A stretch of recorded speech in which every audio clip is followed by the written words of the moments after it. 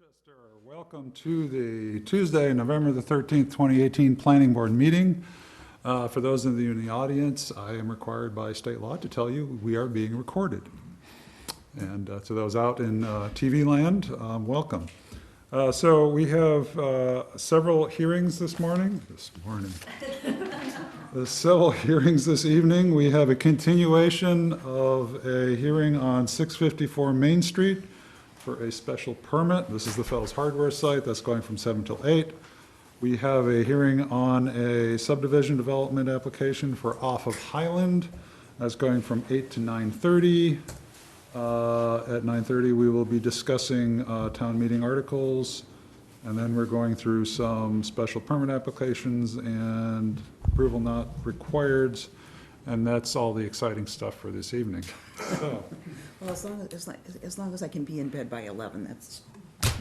that's up to you, Betsy. Some of us are leaving sooner. Okay, so why don't, so today, tonight, our continuation of the Fells Hardware hearing will be a continuation of public input. So in order to get things moving, we've decided to try to, since we've had about 25 to half an hour for the people who are, I won't say for and against, but people on different sides of the issue. No. No, well, people are not necessarily for and against. People are for, but they have concerns, and people are against and have concerns. So, so what we're going to do is we're going to try to alternate. I see that we don't have an enormous crowd out there, so however, who would like to speak on the Fells Hardware, the 654 Main Street? Can I see some hands? At any point this evening, not this very second, but Just any point this evening. Just two? And then Yeah. butter, I believe. I know that we have one person who has been cut off at the bell the last couple of times, and I really want to make sure he gets in. I want to speak. Okay, excellent. So we have about 6 people. yeah, 6, 7, 8. So that's great. So what we'll do is why don't we start with Mr. Stevens. Mr. Stevens, since we have cut you off. I made that. Oh, yeah. So I want to let you all know the guidelines for this. So we're going to allot people around 3 minutes for their discussion or for their comments.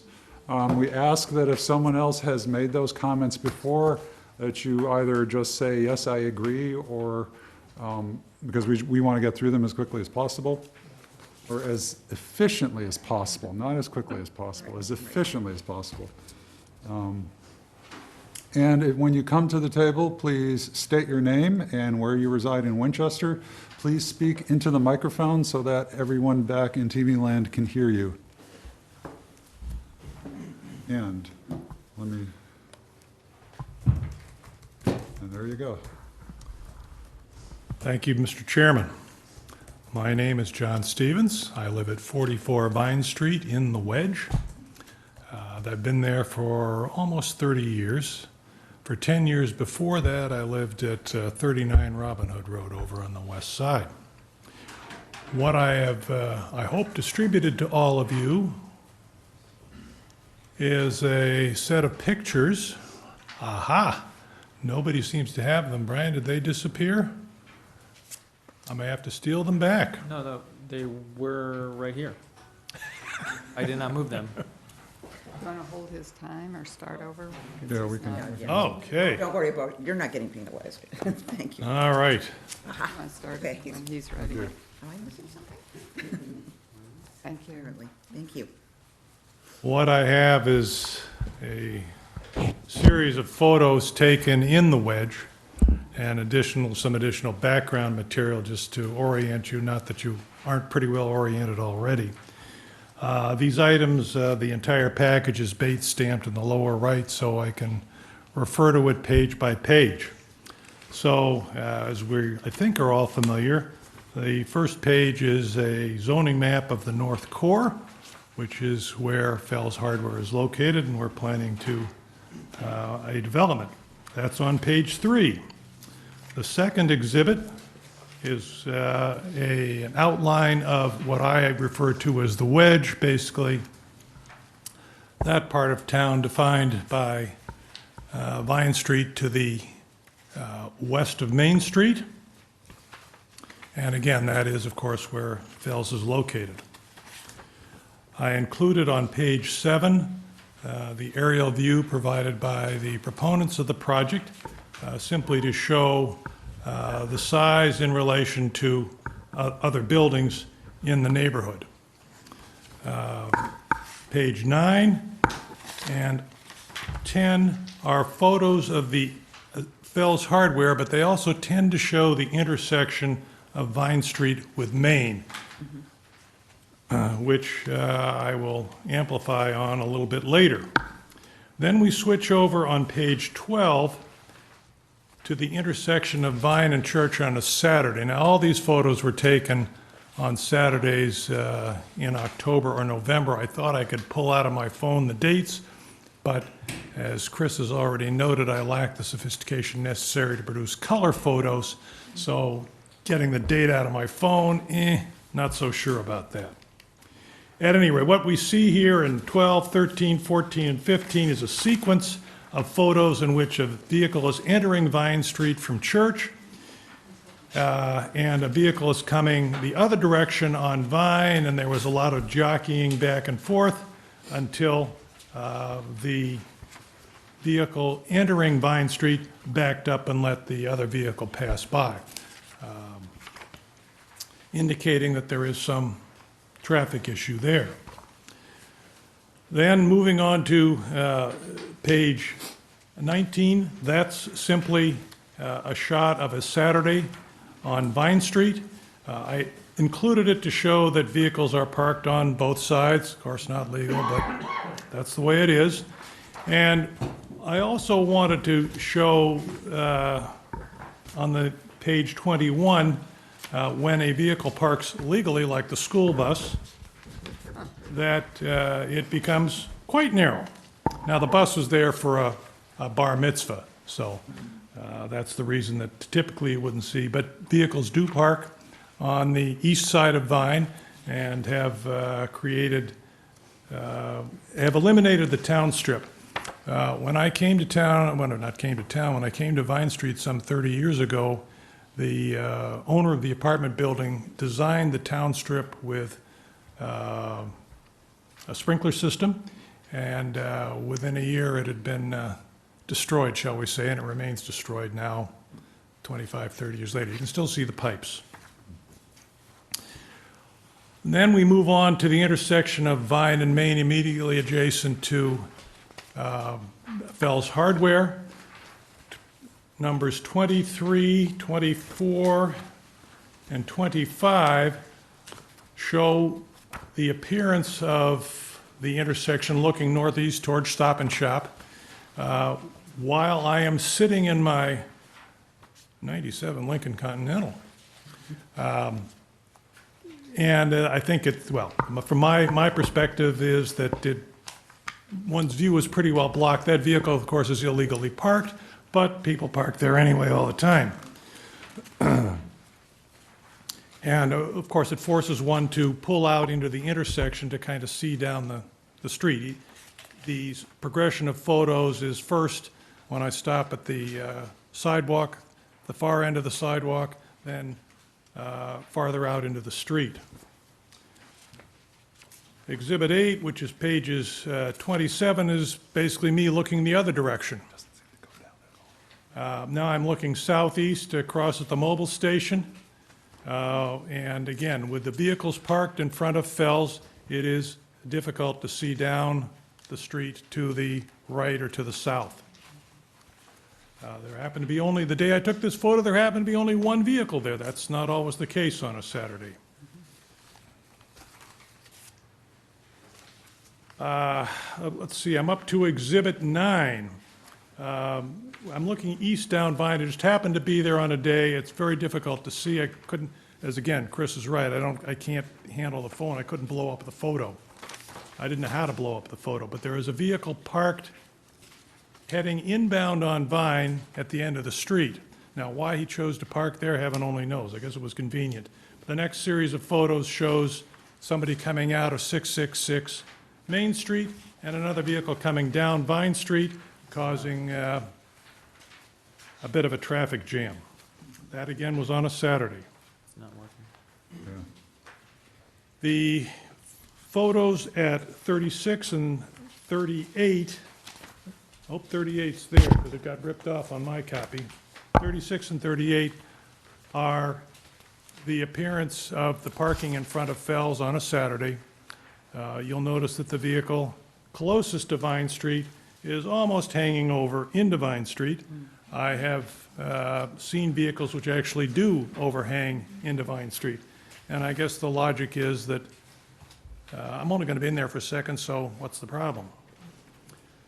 These photos, I don't intend in any way to lay any blame on Fells Hardware or it's just a fact of the way people try to get as close as they can to where they're headed, and obviously Fells is a popular location. It is of concern, though, to residents when we think about the fact that we're going to add a number of apartments, 32 units, and they're going to be fewer than that. That .75, I believe, was the figure, 0.75 parking spaces per unit. And perhaps that will work out. People will be close enough that they won't want to have a vehicle. At the same time, when I look at some other locations in the wedge, they have significantly more parking, whether you're talking about 666 Main or 35 Vine Street. I frankly don't recall what the number was for the new development on Elmwood. All of this put together suggests to me that moving traffic to Elmwood, that is the entrance exit from the new structure, would be much better if it came in on Elmwood. It would reduce the congestion on Vine. I don't know that there's that much congestion on Elmwood in particular. I don't know what that does to the rest of the structure, how that figures into what might be done. The other question I have is just parking for employees and for patrons of Fells. From the photos, I think it's obvious that the patrons mostly can be accommodated in front, but that presents difficulties for vehicles exiting from Vine onto Main. I'm not quite sure how to do that. And then there's the employee parking. Fells did have some parking behind that was used by some employees. Now those folks are going to be out on the street. Heaven forbid. And I So- hate to interrupt you, but 3 minutes. our timing device has failed us. Oh, well, I'll start over again. Thank you. So the only other comment, if I may, is I think a structure is certainly appropriate. This one, I would rather see modified. I think a special permit is in order to the extent that the planning board feels that there are some requirements that might not otherwise be required, can be required of the project by the grant of the special permit. Thank you. Thank you. Thank you. Okay. I know there are others who would like to speak. Why don't we take someone from this side of the room? I'll just go back and forth. And I will somehow have to tell you when 3 minutes is up. I'll tell you when I hopefully won't use 3 minutes. Okay, I will tell you when 2 minutes is up. Perfect.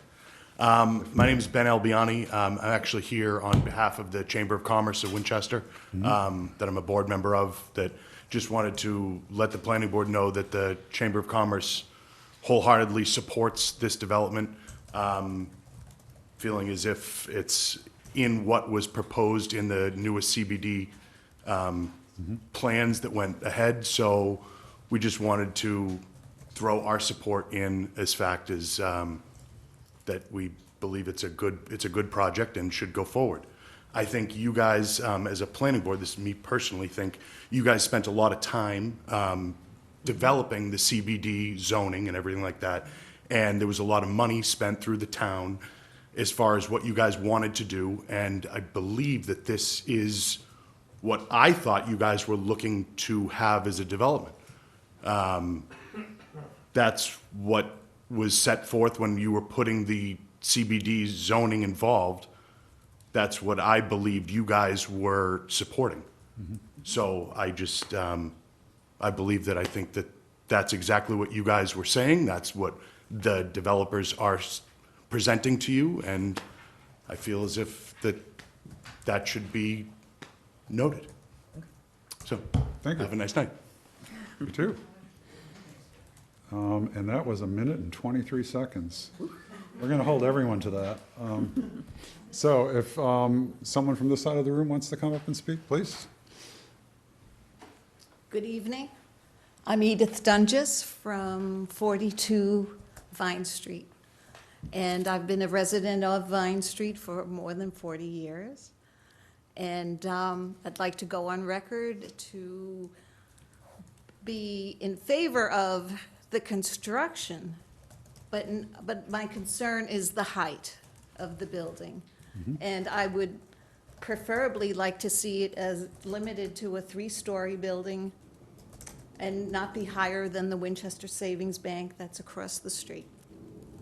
And I, too, am concerned about the traffic. And also that there may not be enough parking available for the said number of apartments, that the current statute that limits the number of cars. And in this day and age, the families have more than two cars, especially if there's children that are drivers. At 35 Vine Street, once one family there had 5 cars because they were all adults. So the mom, dad, and 3 children. Okay. I hope they were all compact cars. Yeah, so most of them are parked on Vine Street. And I'd also like to go on record for asking the town of Winchester to enforce the no parking on Vine Street. There should be a no parking sign in front of 35 Vine Street, We're which. not, it's not I our know, authority. but just to be on record, and that gets taken down by the trucks that park there when they make their deliveries. Thank you. Thank you. Thank you. There is a traffic T-TAC? What is T-TAC? TTAC, yeah. What does TT stand? But if Traffic it's and an enforcement Transportation issue, Advisory. Yeah, Right. that's a- It's an enforcement If issue, there's which I signs could, there already, then that's straight up enforcement issue if there's someone's and requesting who's the complaint to be lodged with? police, police department. Police department. police department, if it's an enforcement issue. If you, Oh, yeah, they If- say call us and they'll drive up and. well, that's all I can tell you. And if you think there should be more things there, then the traffic advisory committee. Meaning different parking restrictions. Yeah. Okay, thank you very much. Do we have any from, we're going back, oh. You're in the middle, so I'll get you next. Are we letting people are speaking a second time? I have no memory of who spoke and who didn't speak. Well, then, There was 2. this is repetitive. Well, we will just get through the people who are here. That's right. No worries. You We'll did get to speak once everybody. before. I did, and you're about to hear why I'm here again. It's something different from what you said before? Somewhat. Well- So he called We have a on me. long- Excuse me. Yes. Yeah. Can you please give us your My name is Donna name? Campbell. I live at 8 Parker Road. And I sent a letter, I attempted to send a letter to all of the planning committee and to Brian, and somehow it got rejected. And now when I talked to you before the meeting, I realized I don't have internet, so I couldn't send it. So I'm just going to read it, if that's all right. As long as you can get it within a few I'll read minutes. fast, okay? Yeah. Dear planning board members, let's see. I write in strong support of Kevin Ryan's proposal to build a 32-unit the complex. When I think of all of this project has to offer, I can only think of positives for the town of Winchester. First of all, we sorely need affordable housing units in town and more housing for all. The proposal would make a great contribution toward the state's mandate to provide affordable housing units and simultaneously meet the enormous need to provide housing for Winchester seniors who want to downsize and young adults who want to commute by train to Boston, and for local employees to live in the same town as their jobs and walk to work. As I understand it, building affordable housing units in town before the state deadline is essential to prevent the opportunity for contractors to override our residential zoning, you can correct me if this is wrong, and build whatever they want, and we are sorely behind in meeting our requirements. We are fortunate to have had a Winchester architect firm for this design. It is, in my belief, they have approached this project with great care and have done an excellent job in meeting all the zoning requirements and have designed a building both highly functional as well as compatible with the look of the town. I have read as much as I can about this plan. I've looked at all the drawings, and I've walked all around the site, up and around all of Vine Street, where the abutters are. I think the design is not only complementary to the downtown area, but certainly within keeping of the style of our lovely town. It has many excellent features, including not only a new and improved hardware store, but also a park area open to neighbors, none of which exists now, of course. You've got about... As for the issue of the desire for trees in the front Excuse of me, the you building- have like 30 seconds. Oh, God. Well, okay, so the Is it- tree issue, I think we could do a setback and just have, you'll get the same effect, a slight setback.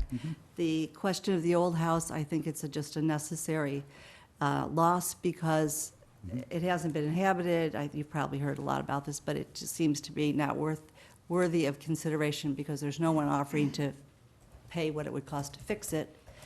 And for the abutters, I commiserate. I have lost views of trees, little houses and picket fences and light in my home because of big houses that have been bought in my residential neighborhood. And since this is a business zoning area, it's appropriate, and it is, as everyone has said, this is what we were looking for in the center of Winchester. Okay. The other bonus is the Seaver Construction Company. It's known, it's local. We can rely on them. They're ready to go. It seems like a great plan. And I was afraid- confused at the last meeting. This is one thing that is Excuse me. very new to what I have to say. Okay, I would like it, or I feel like it would be more helpful if the committee discussed the plan and asked the architect and the engineers their questions before, because a lot of questions could be answered. It might alter how we feel before you spend so much time on people like me talking. okay. All right. Thank you very much. Person in the blue, in the back, in the middle, please come forward. Yes.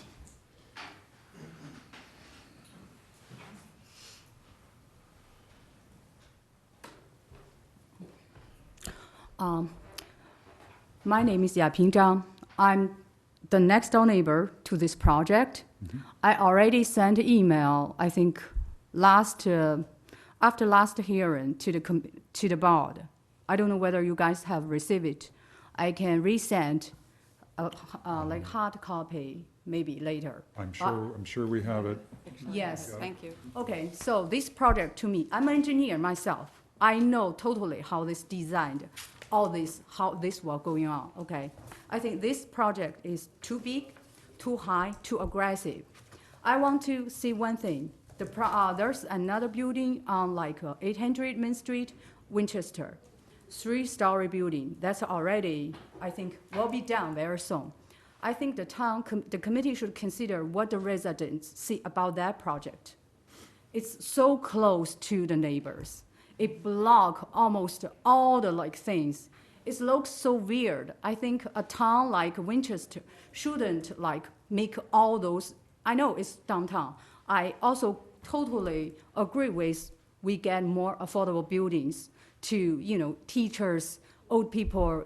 I think it is like the price is very expensive, but doesn't mean that we have to give developer this opportunity to make money from the project. We can make a small size, make something that's more beautiful, that's fit for the neighbor. And that's the good thing for the town. I think the town have, I'm sure, a lot of development project for affordable in the future. If this one approved like this, I think all the downtown will be like that. We are not Boston. We don't have so much public transportation. If we are like Boston, I think, comfortable with this. Because I think everyone, like, I'm the generation, like, I'm raising kids. Most people like me, and we pay the tax. And also, like, I really hope my right to own the land and house can be protected equally as the developer, the owner, and the owner of the stall. And I totally hope, because this is the first time I met this after an immigration to the country, and I totally hope it's equally right for me. Thank you. Thank you. Thank you.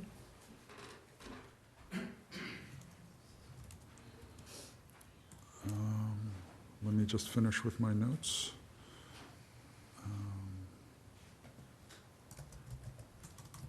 Okay. Why don't come on forward, please?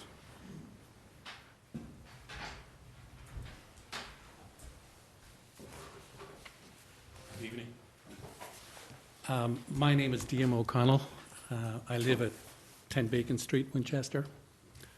I am an architect by profession, and over the course of the last 30 years, I've also acted in a development capacity and development advisor to a number of firms in the Boston area.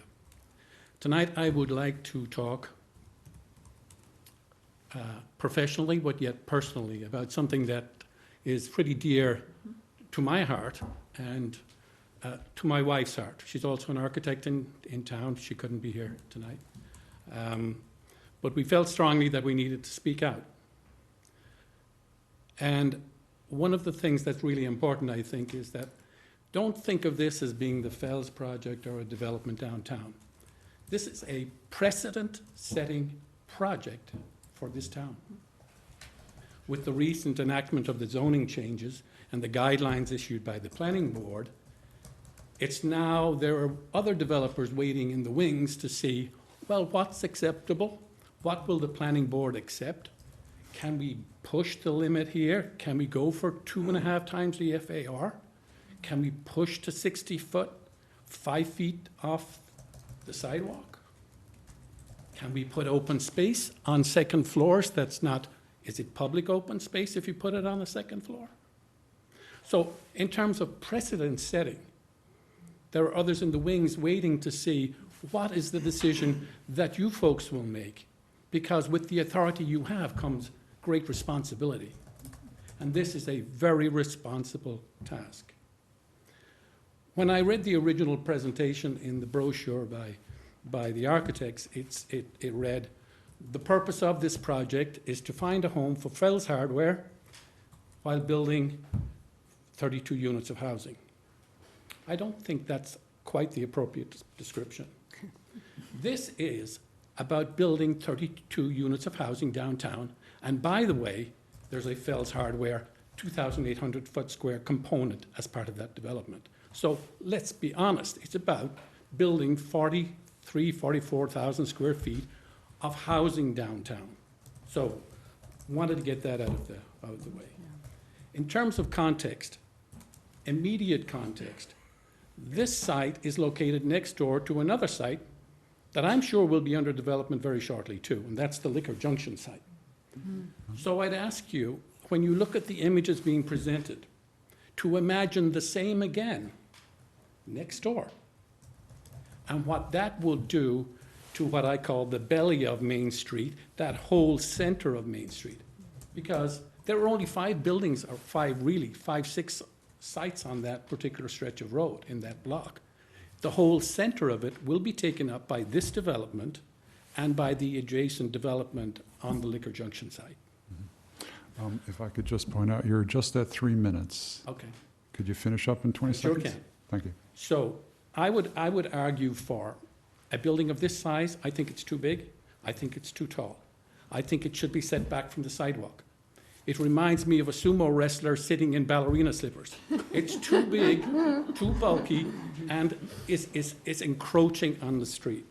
We're never I going to think forget another that question picture. to be asked is, are we going to allow, and this is general terms, are we going to allow parking garages on our main streets? Right. And what is adequate screening? And are they windows that are there in the parking garage, or are they mere openings for ventilation purposes? I think in terms of open space, like I mentioned, should that be second floor open space? Is that a viable contender for public open space? Because in this particular case, I don't see the public going there. So they're my comments. Thank you. Thank you very much. So let me finish my notes here.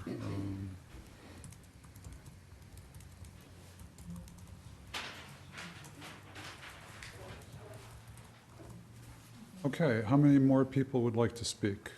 We have just one? Two? Where? Okay. Kathy Alexander back there.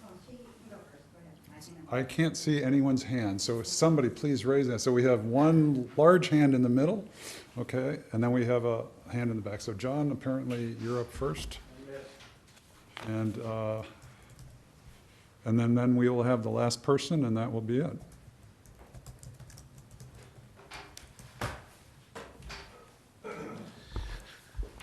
Yes, John Clemson. I'm on the Historical Commission. I'm a town meeting member, Precinct 3. And I'm here to speak about the house at 63 Vine Street. Put a lot of work into researching and developing an understanding of this building. It's one of the last earliest surviving buildings in the center. We know that it was built between 1853 and 1866, probably closer to 1853. There's very strong evidence for that. So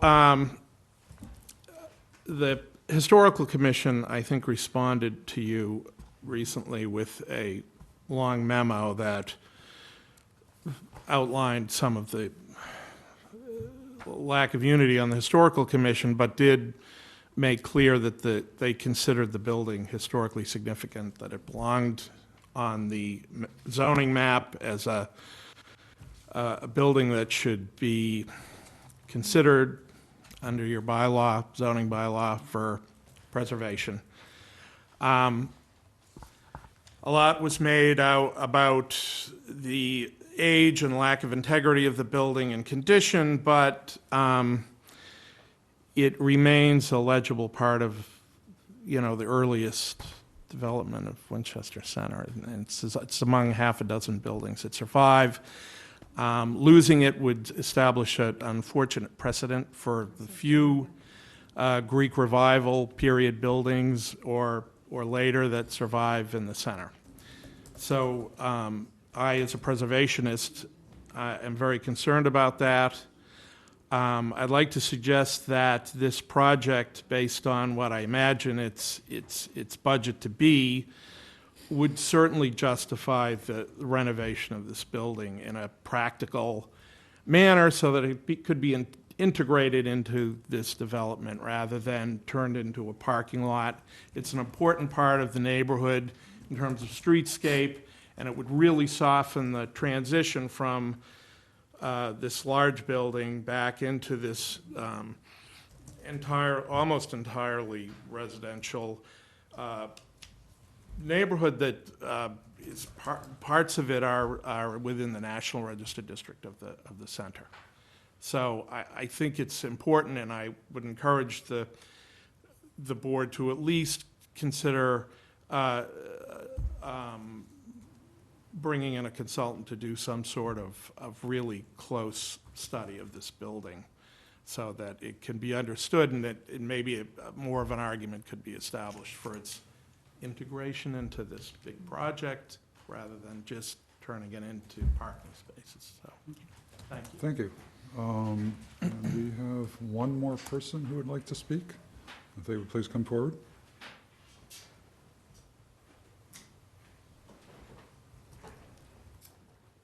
Good evening, everybody. My name is Kathy Alexander, and I'm here not as the Executive Director of the Winchester Chamber of Commerce, but as a friend and a long-term patron of Fell's Hardware.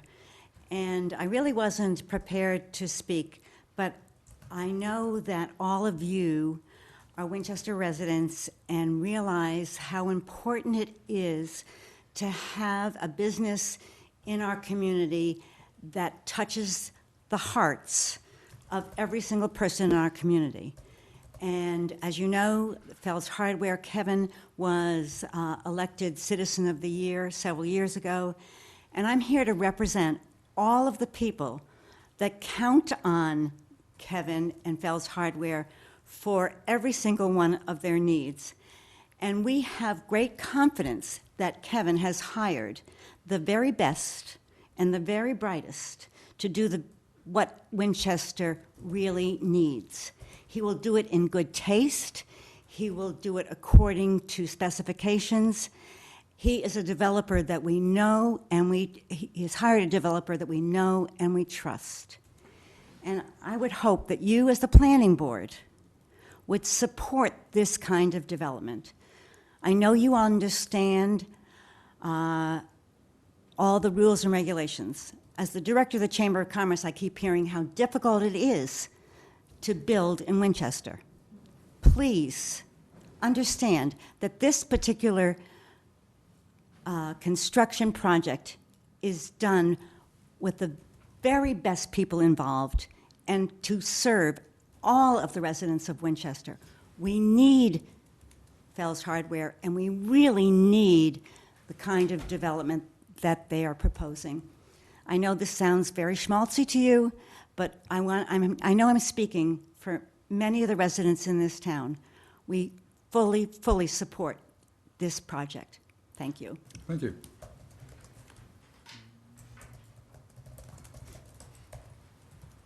Okay. Thank you all for your input. I guess no one else wishes to speak. If you do have something you'd like to say, please email it to planningboard@winchester.us. I'm sorry. Yeah, if you have anything further you'd like to say, please email us. I know that for some reason, some of you are having difficulties, but please try again. Somehow, someone's email did not go through this evening, and we don't know why. Usually they do. Okay, so at this point, that pretty much closes off our public hearings. And so now the board gets to start to talk to each other about this. One of the things, now, we do have a board member who's not with us this evening. That's Heather von Mering, who really does want to be here for the in-depth discussion. And if I could ask you to have your conversations outside, please. And so what we're going to, what we had put on our agenda for discussion this evening was, Do they understand? Some of them might want to understand, it might be in their interest to stay. it's up to them to stay if they I'm not sure want. they understand that we're. Yeah, everyone can stay if they want. I mean, That's fine. Because you said It's an open meeting. oh, I'm sorry. Yes, if anyone would like to stay, by all means do so. Or watch us on WinCam.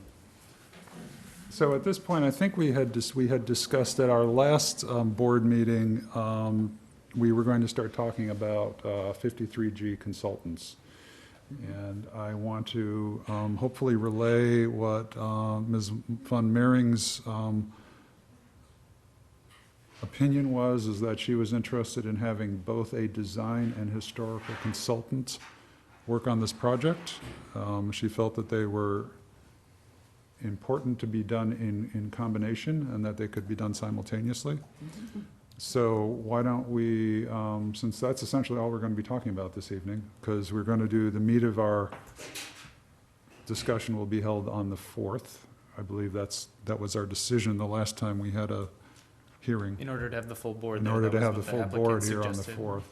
So, why don't we go around the table and people can talk about their concerns and how they want to, what sort of consultants they think are appropriate?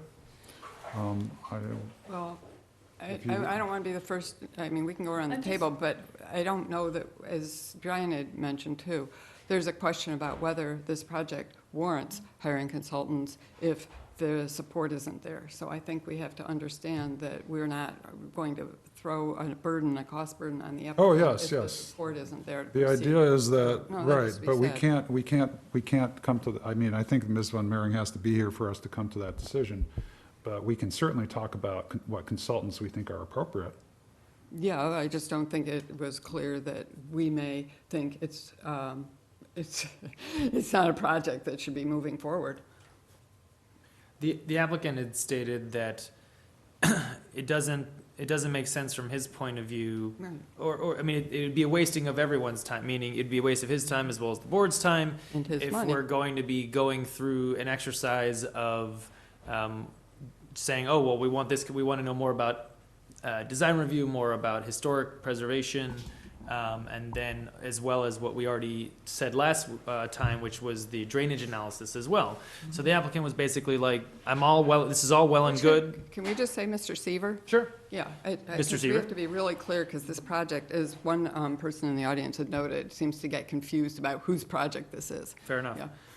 Mr. Seaver was interested in not necessarily a go, no go, give me a green light, red light now, because he knows he can't do that. Right. However, the idea of spending $25,000 to $35,000 when, if there's a clear consensus that it's not really working, it's not in anyone's interest to go through the exercise. So he had approached us and said, you know, can we at least start talking about this issue? So Yeah, just and as the I- background. We talked about this last time, but I don't like the order of us talking about consultants when this is the third meeting, when we haven't even talked about the project Right, as a right. group. Like, it seems really backwards, and we've wasted all this time listening without even 5 minutes of discussion.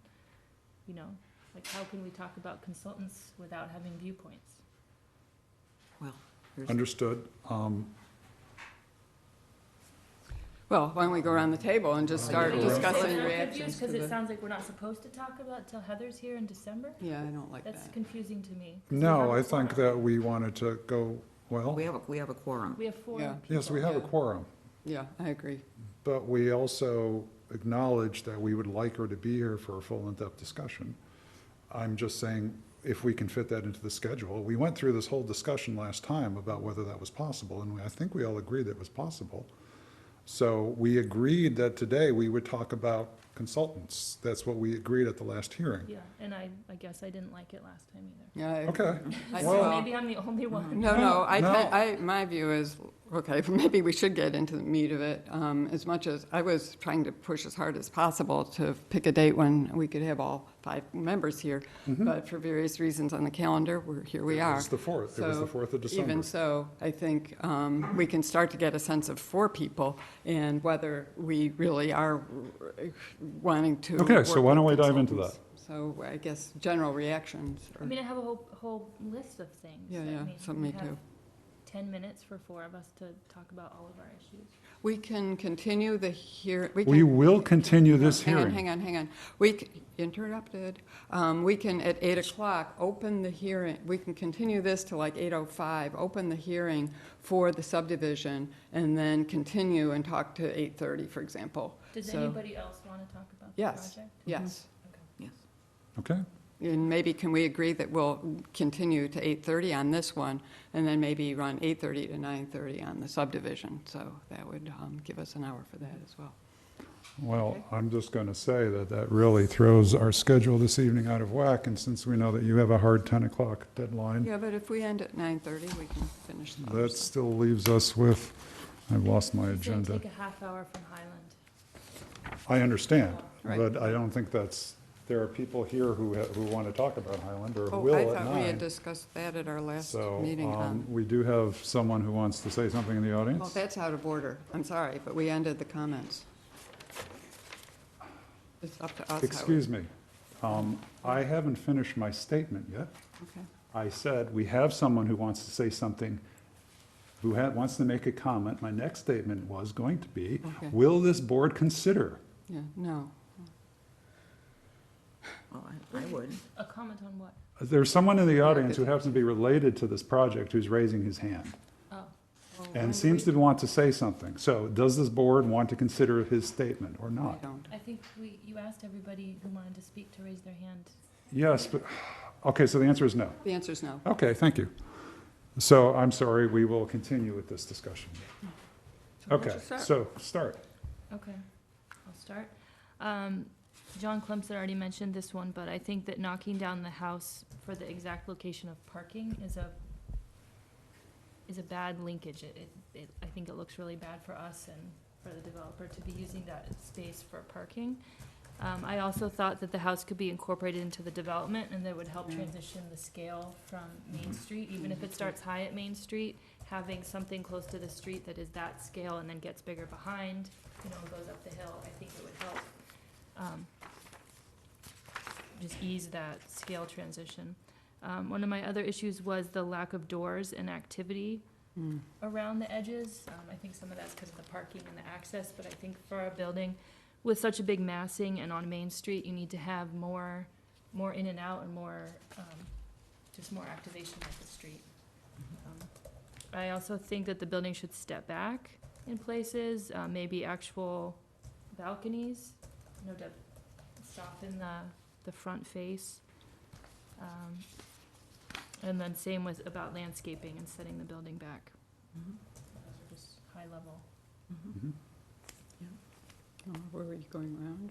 Yeah, let's go around. Yeah. Okay, so I'll tie some of your comments, which I support, with the zoning bylaw and to the comment that was made that this is absolutely not the project that we were envisioning, that I was certainly envisioning, and I believe is set forth in the zoning bylaw as the kind of redevelopment that we were expecting in the CBD under the work that we did over many years. Going back to 7.3.18, historic resources, we have a color-coded map. Buildings shown in red on map 7.3.4 identifies historically significant structures. This was a map with buildings that was vetted at multiple meetings, both through the Historical Commission, and thanks to Mr. Clemson for speaking, but this was many, many iterations of this map. So this is not a surprise to anybody, including the owner of the property or the developer. It does say there in the zoning bylaw, separate from our regulations, which go further, plans that encourage demolition of historic structures are strongly discouraged. I did bring in a few examples of pictures. I'm sorry that maybe I should have them scanned and projected, but we can share those or pass them around, of simple Greek Revival buildings, which this is. It's absolutely the nature of the character of these buildings that were a part of Winchester's history prior to the Civil War, and I support the view that it's a rare survivor. More than that, it actually serves a terrific purpose of, or function in terms of the pedestrian scale of entering that street. This is a pedestrian street moving up into the Wedge Pond area with a lot of pedestrians moving in and out. And as a result, if you've got the house, you've got Jane Jacobs and the eyes on the street, and it would be great to see this building rebuilt with residential units in it, and then the new construction in the front that complements that residential scale that goes up the hill. So there's, I guess the aspect of it being in poor condition does discourage me because, of course, it's been left as an unoccupied structure for storage for many years. So if there's a loss in terms of the value that would be involved in reconstructing it, we all know that also who's left it. I'm sorry, but this is reality. Unoccupied for so many years. I do sympathize with the abutter who never even mentioned that, but the property next door has been living next door to this unoccupied house for all this time. So my sympathy is with the neighborhood on that. So anyway, first thing would be the 7.3.18 historic resources. Great advantages, I think, to the neighborhood of reconstructing the house. And then I would go on in terms of the scale, the nature of parking, which is in most of the frontage, both on Elmwood and on Main Street, most amazingly, as well as on Vine. And it does say if parking is, let's see, this is 7.3.20.1. Let's see, if parking is provided at or ground level, et cetera, it must be inhabited, it must have inhabited ground floor uses, and these certainly aren't. And then it's supposed to be active ground floor uses that we're encouraging on to create a pedestrian-friendly environment. There is just straight design, and we'd have to move into the regulations governing Section 7.3.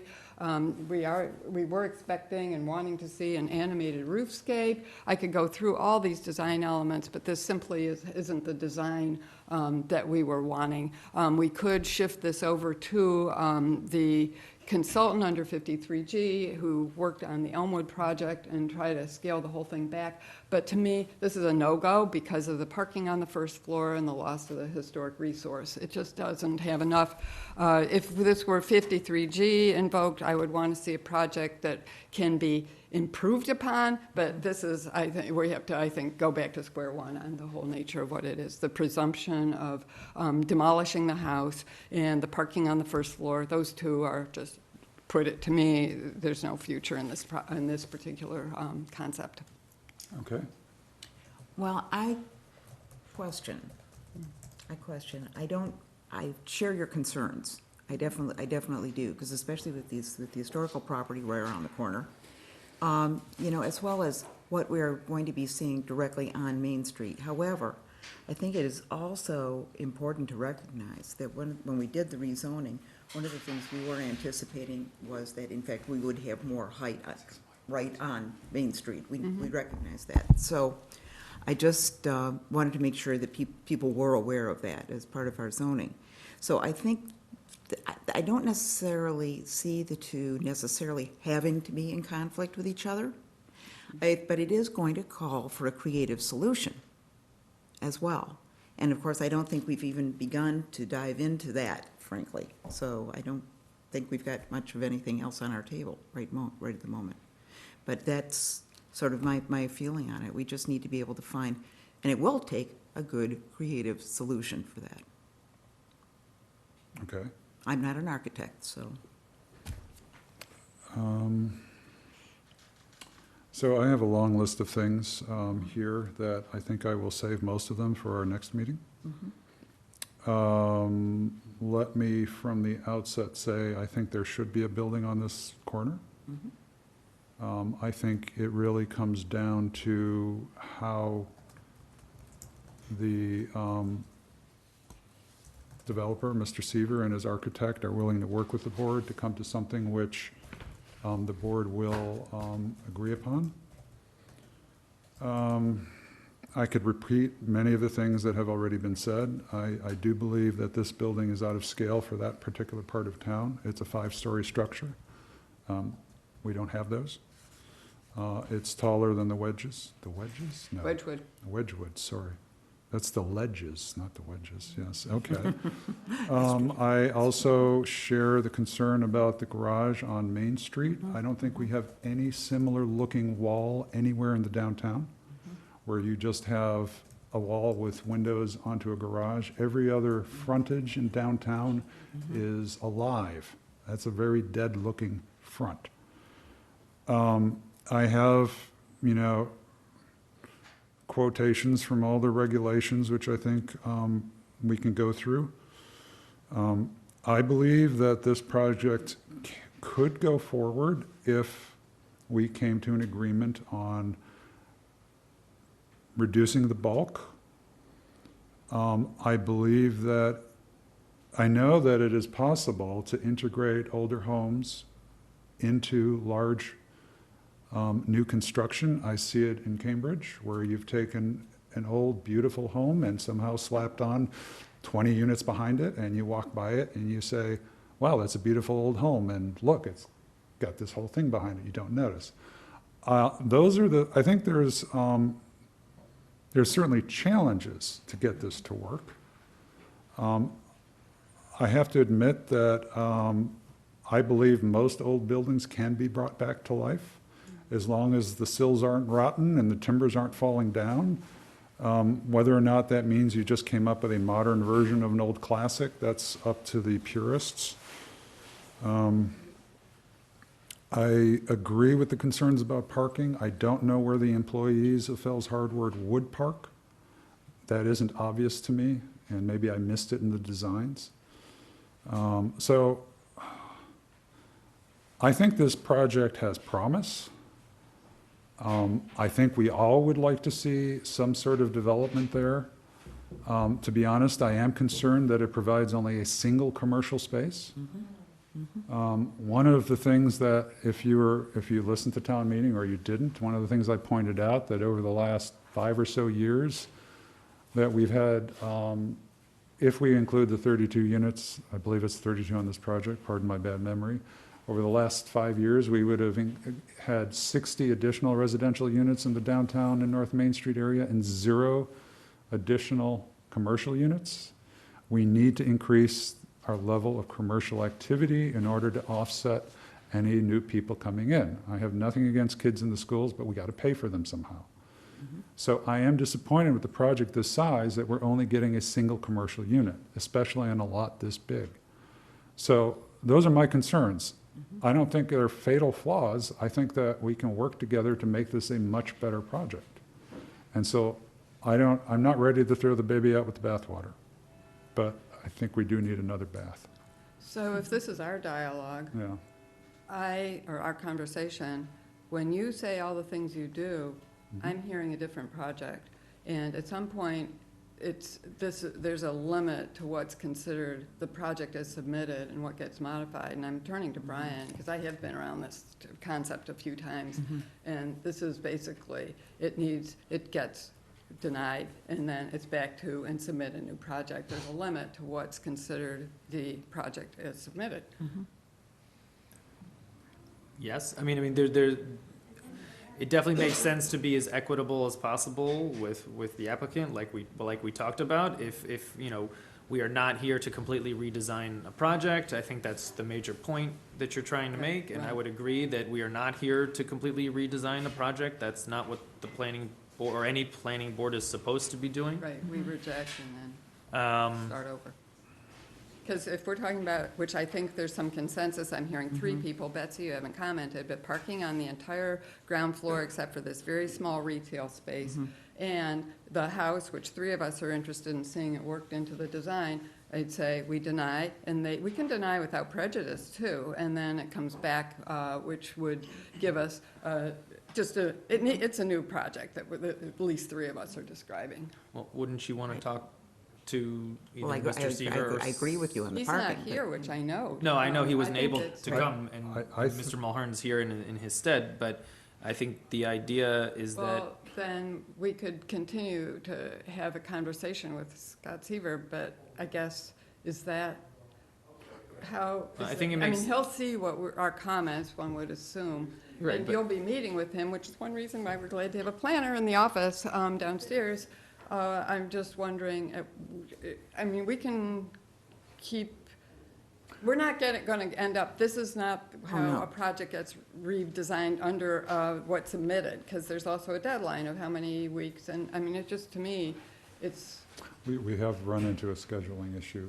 make Are a we- motion to continue this Can I just hearing. make one quick comment?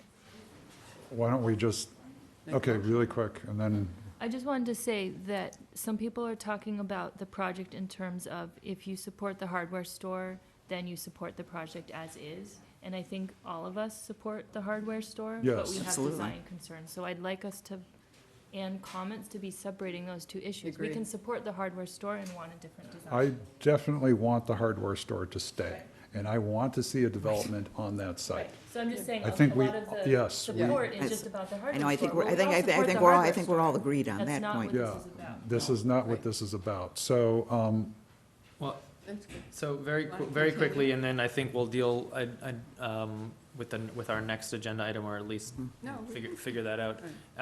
But I think if it's very clear that a majority of the board here wants to see the incorporation of 63 Vine, I Right. think that's a question for Mr. Mulhern and Mr. Seaver, and let them respond.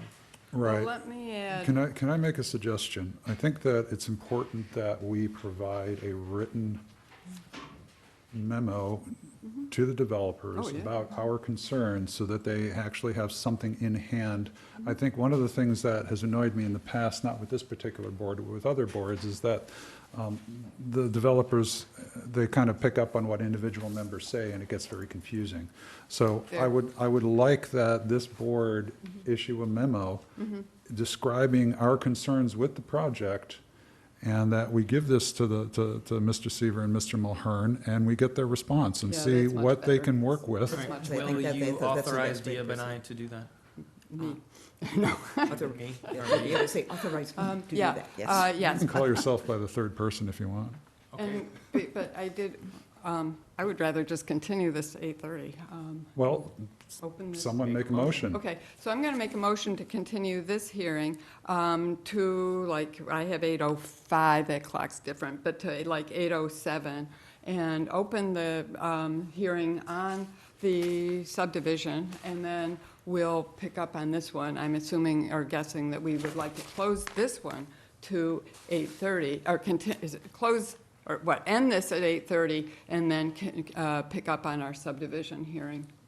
So I'm going to make that motion to continue this hearing to 8:07 and open the other one. Okay, do we have a second? That'll give us another half hour. I don't know that we need that long, if we're gonna be putting it in writing, and Or we're Oh. we waiting don't, for no, Heather's it's just comments the also. right now, the motion's just to go to 8:02, just so we can finish this conversation. Or it's 8:05 now. So, I'm sorry, 8:07. Oh, I thought We you just, meant we talk have to about it open the today. hearing. The hearing's legally opening at 8 p.m. Subdivision and will we're start at already 8 past. o'clock. So we're just trying to open that hearing, then we'll get back and finish, wrap up. Okay, second. Okay, all those in favor? Aye. Aye. Okay. So that's 4-0, one abstention. Now you open the No, hearing. one absent, one absent. One absent, I'm sorry, starts with an ABS. You're And forgiven. so now I will, good evening, Winchester. Thank you for putting up with our parliamentary breakdown. So now we are opening the hearing on, 22 Highland. no, it's Just- called Just off Highland Ave. Off Highland Ave subdivision. And then, I guess we're going to be, we're going to be, Continuing to 8:30, that was the Continuing to motion. and then we're going to continue it to 8:30. Right, we're just giving this current 654 another 20 minutes. And so I need a motion for that. And So moved. Second? all in favor? Aye. Aye. Aye. Okay. And that was as confusing to most people out there as it was to Done me. a lot. Okay, so. No doubt, but So now we're going to, on about it. very quickly, I hope, come to a decision about our next step. I think we agree that the idea of, let's throw out bullet points. I think Brian's concept has merit. It's where there's consensus, so that the a miracle. developer doesn't have a lot of different people to try to respond to, and that's fair. So I thought, Heather, I was ready to endorse everything you said, and I guess everybody else has to say if they agree, but What, may I suggest, just start reading bullet points one by one? no, may I suggest that you send your concerns to Brian? I'd like to do it in public. I think that's important. It is. I'm going to be here for 15 No, minutes. just shoot them out. No, I don't think it's I going think to, if you just honestly, Deb, I don't repeat- think it's going to take that long. Okay, with all due well, I would respect. still like to have you also send your concerns to Brian so that they're properly incorporated in this Always document. Part always of the good to have a point is writing. to have consensus. Yes. Maybe we talk about them just as high-level bullet points Yeah, yeah, instead of yeah. rehashing what we've already Exactly. said. Okay. You know, like Yeah. parking at Sure. ground level. Okay. So, I mean, there you go. I've taken notes Why don't you read back to Why while back me? what I've you've been got. here. So, the points that are clearly have consensus already at the moment are knocking down the house for parking is inappropriate. Right. There should be something, we should determine whether or not the applicant is willing to incorporate the 63 Vine into the I development. would phrase it somewhat differently. Now, that can be the general. Can we do high bullets, level, but- please?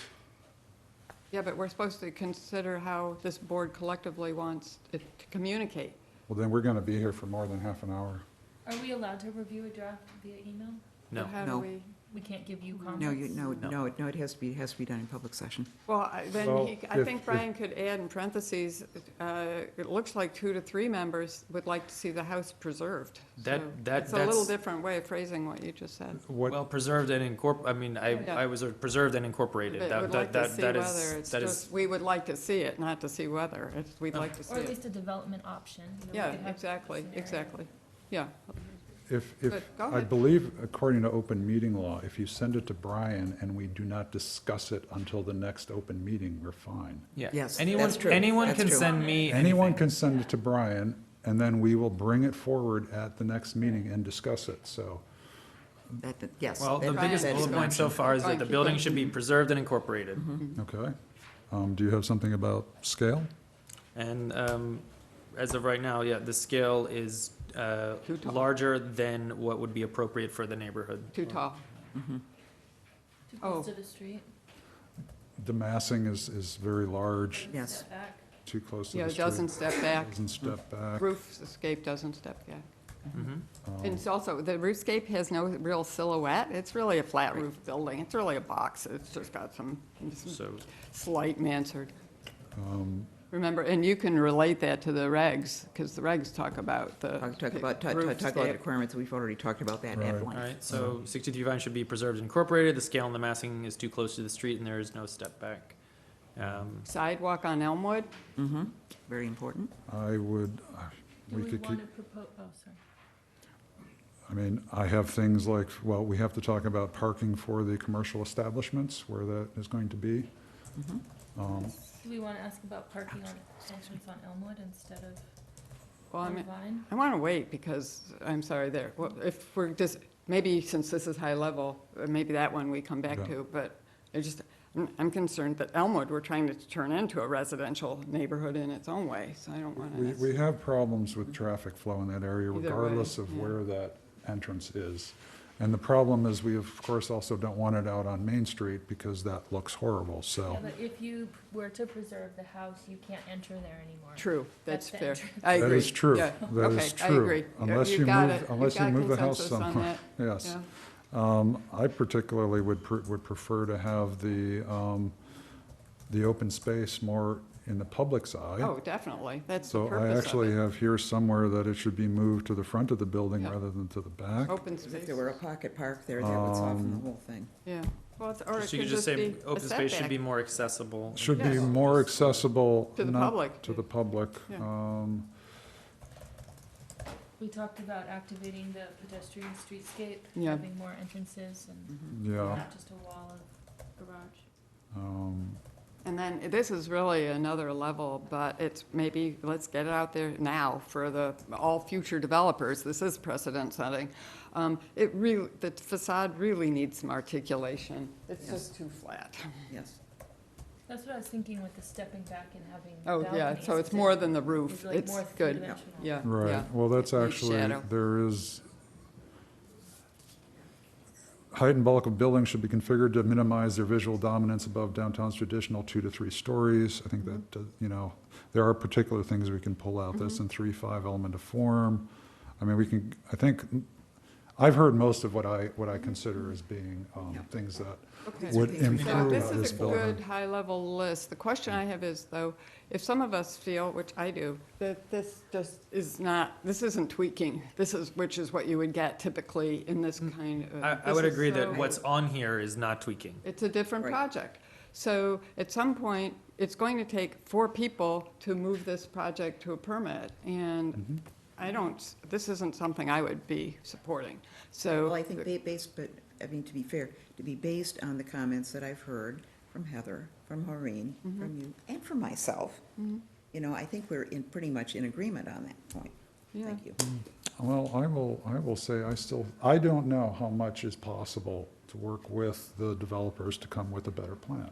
And perhaps I'm naive, but I think that, We've done that, we've done this before. That's not the point, it's that it's a different, there's a limit to, Well, of I'll course. turn to Brian, maybe you want to turn to council, but at some point, we're just redesigning the whole thing and the clock I'm can sure that start over. if you ask the architect or the developer, they would say these are not tweaks. Right. No, they're not, Yeah, they're more than it's a tweaks. different That's animal. true, that is true.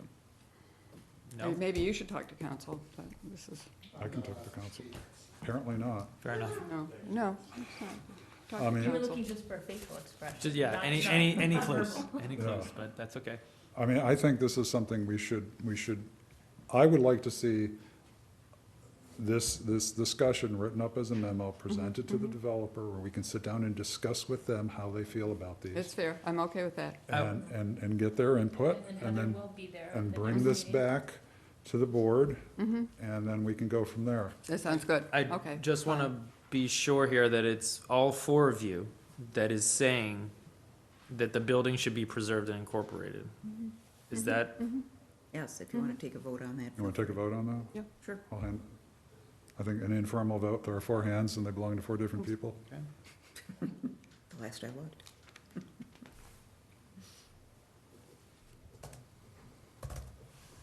I mean, I think we all want something there. Yeah. I don't think there's any doubt about that. no, but that's different by saying I- you yes. want something there and saying that you want that building to stay and incorporate whatever project into it, that's certainly a different project under all accounts. That's my view, Okay, I guess, yeah. You were also talking about adding in commercial. I mean, that takes away parking. Right, and- right, That's and a with different less project, parking, too. it goes way and that's one of these down. things where, with having no knowledge of what goes into the economics of these buildings, where it's sitting down with the developer and the developer saying, you're crazy, that's not possible at this level, is something that I need to understand. And so that's where I come from, is Okay. my ignorance. So, but anyway, we'll have this discussion. and Well, it's a less profitable project. Perhaps That's a not, fact. perhaps, who knows? No, no, of course See it what is. we can do. I continue to believe in ponies and rainbows. Okay, so are we, I guess we are going to close this hearing?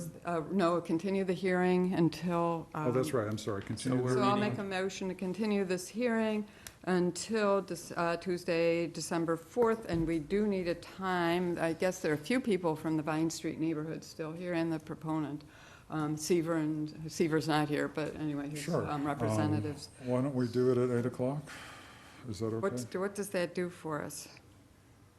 I mean, why not? mean, what else I'm is on? wondering, are we already committed to 7 PM for the December 4th? Are we So ever the only, able to get back to we- 7:30? We If we can get have that back to discussion, but so 7:30. there is one other, option, and we haven't talked about, we have our master plan steering committee November 27th from 7 until 9. And then a lot of the time, if we have, business to attend to, we meet from 9 to 10 after master plan steering committee, so that's also possible. No. Well, it's not Well, possible we've for done you, it, Mark. we've done it multiple times, put it that Because way. we went so quickly through the master plan material last time, she was so I efficient. would say that, I think that I'm fine with doing that. And I want to point out that we do have to bring the budget. So right now, let's talk about when we're going to schedule this. It's And we either already going have to, a hearing on the 4th. Well, we already committed to the 4th. Yes. I We heard- did. Yeah, So So why what's don't, the- I just don't know what time it is on the 4th. Did we? it's 7 or 8, it doesn't matter. or 7:30, that's why I asked about, are we ever Right, returning? right now, we're 7 o'clock, we can move everything to 7:30, it doesn't matter to me. The earlier we start, the earlier we get done. That's the way I see it. I don't want to be here until 11 every time we have a meeting. 18 years on the planning board, Mm-hmm. we started at 7:30 and we ended at 10. So Well, the last couple of years that I've No, seen it's that, it been hasn't that worked way. like that way. that's okay. right, you were here. Maybe we could vote on meeting times at another. That's what I was hoping we would do. Well, you still need to, have yes, to I agree with continue- that, Right, but for for sure, this, but but why we- don't we we- continue this to the 4th at some time? Okay, Betsy, what's Okay, let's say, You are- let's say 7, take it right. 7 right off o'clock bat, on the 4th. Right off the bat, okay, 7 o'clock on the 4th. okay. do you want to go to 7? Speak. Well, I had been hoping we would get back to 7:30, so Me by too. agreeing to 7, that's. It doesn't, it honestly is whatever you guys want. Yeah, it's whatever you want, I mean, you know. If there are 4 people at this table, so someone should Yeah, make a, so if so other someone people take are in a, favor of 7:30, that's fine, you know? Okay, 7:30, I'm flexible. On the 4th, or in general? 7:30. Okay, Okay, okay, it's continued to December 4th at 7:30. okay, okay, all righty, Great. that took Oh, far do too you want to long. vote? I was making a motion. that's right. So motion to do what, to move to, No, to continue this hearing to December 4th at 7:30. do I have a second for that motion? Second, Okay, all in favor? aye. Aye? Aye. Okay, Well, we all agree. bureaucracy We agree about reigns. a lot. Yeah. Okay, so now we have to, we're back. Do we have to reopen the other hearing, or was it Yes. ongoing? Okay, so now we have to reopen the hearing for We have a Highland. 2-minute, why don't we ask for a 2-minute while people clear out? We'll take a 2-minute break while those of us, While 6:54 clears out. 6:54 clears out. I recall many, many 10:30s and 11s. This so- is working now, by the way. I don't know. But yeah, that was before the timer. Now that we have the timer, we can tighten the schedule. Yeah, but when the timer With you. works. I We would have done first it for say- many years, and Betsy, you were here, come on. 7:30 No, to but 10. I know the challenges too, so I'm then sort of in the dream on territory, Well, you know what I let's mean? get our Isn't even- No, act well, together. I was always pretty strict with travel WinCam. too, so. Oh. yeah. We're taking a couple minute break, so if you could cut the audio, please. Thank you.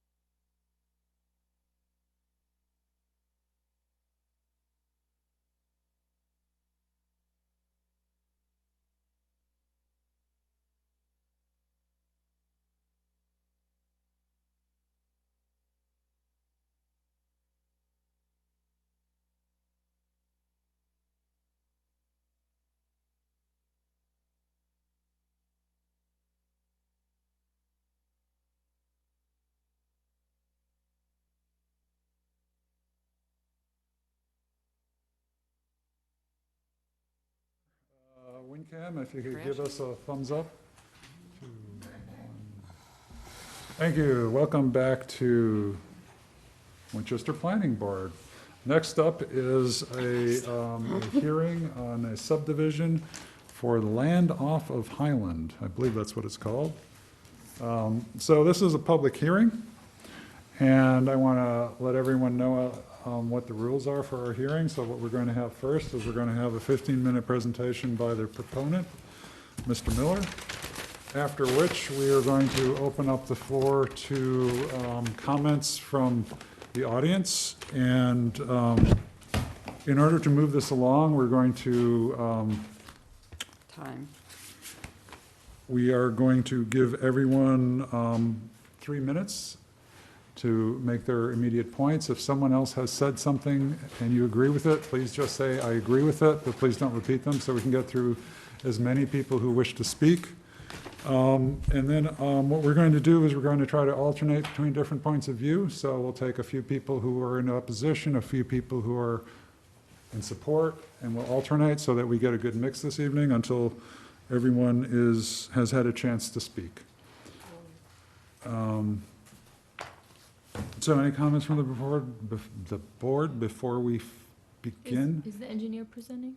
The engineer will present, according to this, we have the engineer after we hear from the public, or did I get that wrong? No, that's right, but we don't, I mean, this hasn't been voted on yet. Yeah, but I mean, this is comparable to our last one. So, yeah, I mean, I think we can, we have a couple hours for this evening, or an hour, sorry. Excuse me, 1 hour. Hour? Yeah, and also the VHB, the drainage analysis consultant is here as well. Okay. Good to know, good to know. Okay, so then maybe what we'll do is we'll take some public comment, then we'll get the comments from our town engineer and from VHB, and then we'll go back, yes? Because this is quite a different kind of a hearing in that we had a preliminary. We've also then gone through the work with the select board. This is arriving at a certain level that's much more advanced. And I'm seeing, Brian, thank you for nodding. I believe it would be in the interest of everybody to get a 5-minute summary or even less. I'm not looking to extend the, we're going to end at 9:30, but I really do think it's in everybody's interest to understand exactly where we are. We are not revisiting and going back to where we were, I don't even know how many months ago. So I think we should be sort of setting the table as to where we are before we jump in.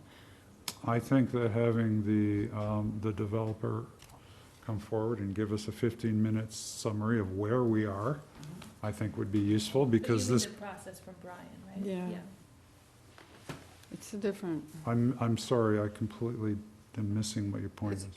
What do you, how do you? Introducing the project? Yeah, just some background for people who might be new. to Oh, you understand mean the from, brief history of, okay, Sure. from the And also- board. And also, Yeah. and then I'll finish because it was my point, to set up expectations about what the comments would be about. It's, we'll hear from the developer, that's going to be straightforward. Even that, though, can be kind of where we are today. But the planner is the one who really can give us the bigger picture representing the town and where we are right now. So I just think we're not starting at zero here.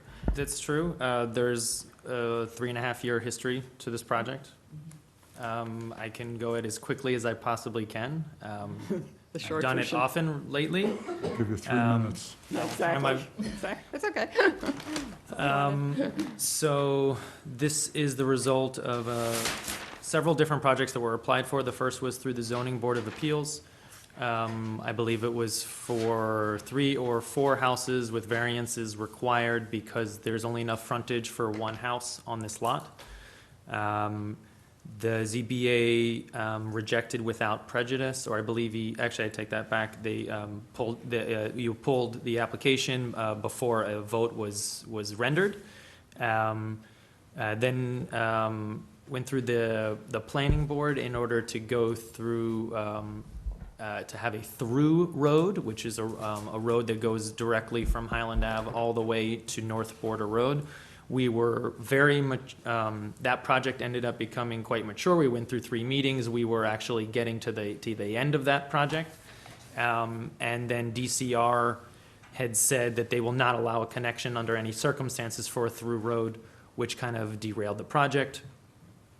The applicant then came to the board and was kind of get which way the wind was blowing in terms of a cul-de-sac and whether we would allow such a waiver for a cul-de-sac. We stopped counting around 750 or so, but there's something like 750 to 1,000 lots in town that have a similar situation where there's enough frontage for one lot, but it's a double or triple lot, so you could fit several houses on there if you had enough frontage. So we had said that we would not really entertain a cul-de-sac for this type of project because there are many other projects in town that it would be the same situation where there's enough frontage for one house, but it's a large lot that you could throw. I'm sure there are many people that are in this situation. Like I said, it's somewhere between 750 and 1,000. After that, then the applicant applied for a 24-unit 40B through Mass Housing. At the site visit, Mass Housing told the town and the applicant, says, well, this is adjacent to town-owned land. You should probably come up with a better project that could benefit the neighborhood or the town in general. So since then, the select board and the planning board have been working with the applicant to come up with something that could be presented at town meeting. The applicant was given two options at the end of the day. It was either 5 single-family homes with a contribution to the drainage project on Sawmill Brook, which is somewhere around the $350,000 range. He would have to contribute half of that.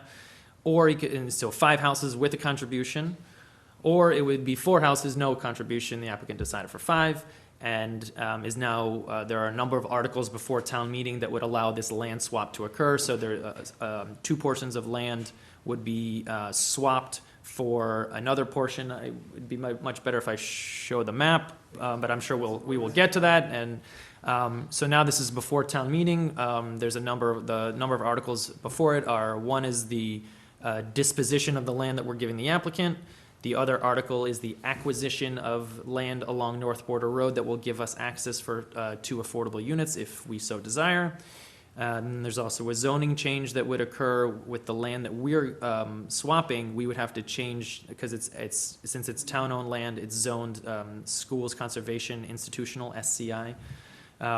Everything that's town-owned is nearly like 99% of town-owned land is zoned SCI.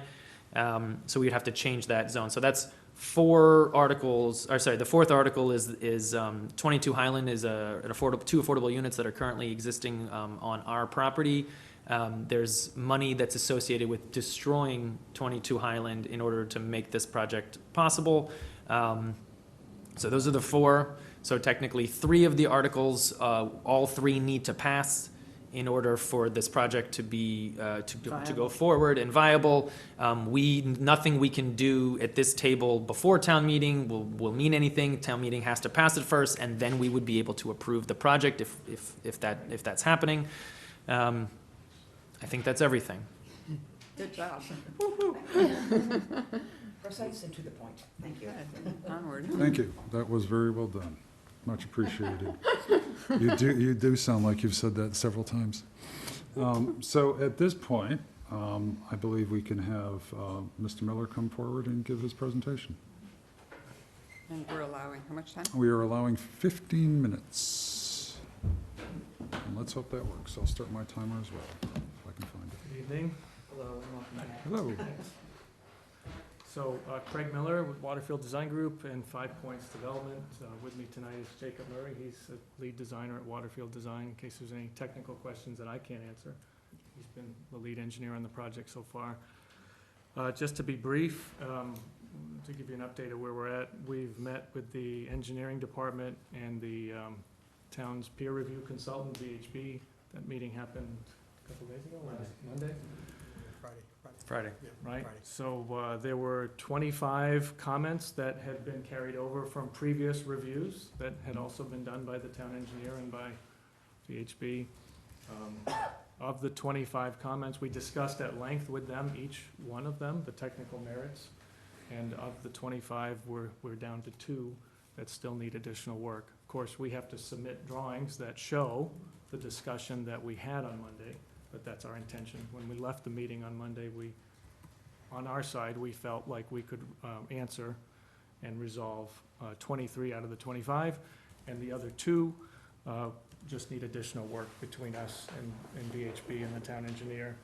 Those two items include drainage from the new road onto Highland Avenue. It would be entering any overflow drainage from the 100-year storm that does not go into the new and improved culvert that VHB is designing, would hit our road and then enter onto Highland. And between us and VHB, there's still some additional engineering work that has to be done to determine exactly what the impact of that may or may not be. So that requires some additional work. The other item that needs additional work is the determination of the road slope impacts, and I plan on discussing the road slope impacts tonight. Other items that were outstanding from our last planning board meeting include a lighting plan. You had asked us for a lighting plan, and so we brought this. We'll submit this to you as well and to the town engineer, but we show 2 lights on this plan. Blue dots, one just west, just downhill from the hammerhead. We're showing it on the drainage plan because we want to be respectful of where the underground drainage structures might go. Otherwise, we would put this right at the corner of where the hammerhead is. So that's as close to the hammerhead as we can get without interfering with the drainage structure. And then we've chosen one down here. We didn't want to put it at the bottom of the hill. We thought it would be helpful to light up here. And so that's where the second one is. I have a catalog cut. Excuse me, Ms. Miller, are you just going to be showing us paper? Yes. Could we move that over there so that the audience Oh, can see? sure, sorry. This is time. I don't want to shortchange them either.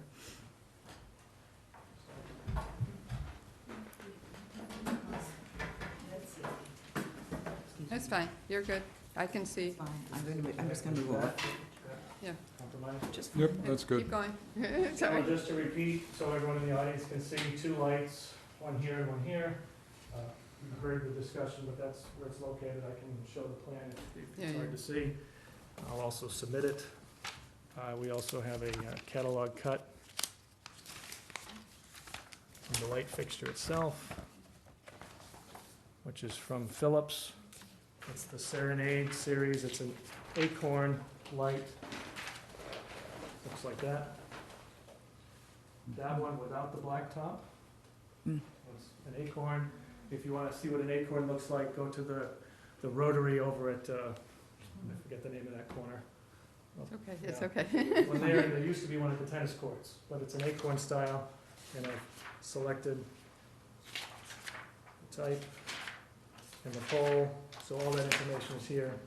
I'll submit it electronically to the planning board, but I can leave that here as well. The other item. What is Highland Avenue? I'm sorry, where is Highland? Okay, so Highland is right here. Dana is up here nearby, and then Forest Street continues, and then the hospital is over here someplace. Is that the new road? This is the proposed new road. I'm sorry, I need to be. Yeah, Yeah, it's I his just- time, yeah. Yeah, if folks have any questions, just address them to the board But not technically, and then let's, I was actually surprised. I thought you were going to present an overview of the project and orient the people to exactly where things are. Okay. I was a little surprised that you would dive directly into the lighting. Outstanding. Well, I So, was picking up where we left off the last. right, it just, this is our first big, real hearing on this, so, okay. So, does everyone, why don't we give 1 minute, and we'll add you another minute, just orient everyone to where things are on this diagram. Certainly, sure. So Highland Avenue is here, the proposed new road is here. We're calling it Abbey Road. The existing house at 22 Highland Ave is approximately right in the middle of the proposed new road.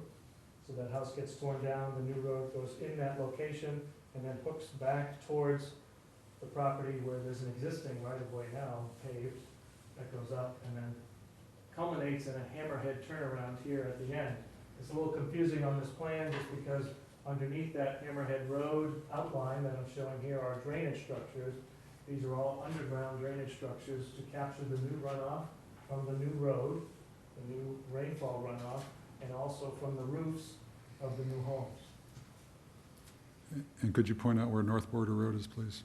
North Border Road is, switch sides, way over here. Mike McCally's house is right here. There's a sliver of land here, and North Border ends. Right about there is where the metal gate is for the DCR reservation. And as Brian had mentioned earlier, there's a swapping of land that's occurring between myself and the town. And it's roughly this piece right here is being swapped to me in exchange for this piece to the town, along with the right to access North Border Road. And then this small piece here, essentially where the home is, except not the entire parcel associated with 22 Highland, from the house over to my property is being swapped to me, and I'm also contributing 50% of the $340,000 of drainage improvements that the town will build over here. Okay, I think that, hopefully that orients everyone. So why don't you continue with, One of the other outstanding items from the last meeting was, the town wanted, you wanted some description on the wall. When we changed the road grade, Right. we also were able to shorten this wall considerably. So this is now 4 feet at the corner Oh, and 2 feet down at the end, so a lot shorter. mhm. What I plan to do is a dry laid stone boulder wall that will take advantage of the boulders that I expect to find here on the site and put them there. Let's buy more, right? And we'll probably, I don't know, we'll probably be selling them. So this is a dry laid wall. Yeah. I'll submit this electronically, but that's my plan to keep it natural and native and sustainable. There was a mistake that we had made at the last meeting with one of our plans, and I don't show it here. Oh, it does show up. So number 5, Dana Avenue, we had made a mistake on the survey, and the board brought it up. We've gone out and resurveyed, we were able to locate the points that I think GRE had brought to our attention. We were on Mr. Susi's property and located that, and we had incorrectly shown, he has a wall right here. There's a short retaining wall in his backyard along with some mature shrubs that are probably 5 or 6 feet tall. And our previous plan had shown those over here, and that was a big mistake. The property line, in fact, was correct. We just had the wrong location for the wall. So we fixed that, and our plan now recognizes that. The plan we submitted rectifies that error. So that was there as well. Yeah, that's it, really. The only other thing I would get into is the slope, the discussion of slope. If you want to take that up now or wait until we get further well, into it. you technically have another, Well, it's there. oh, that's right, well, I'm looking 7. at my clock, yeah, 7 minutes, Okay, so. slope.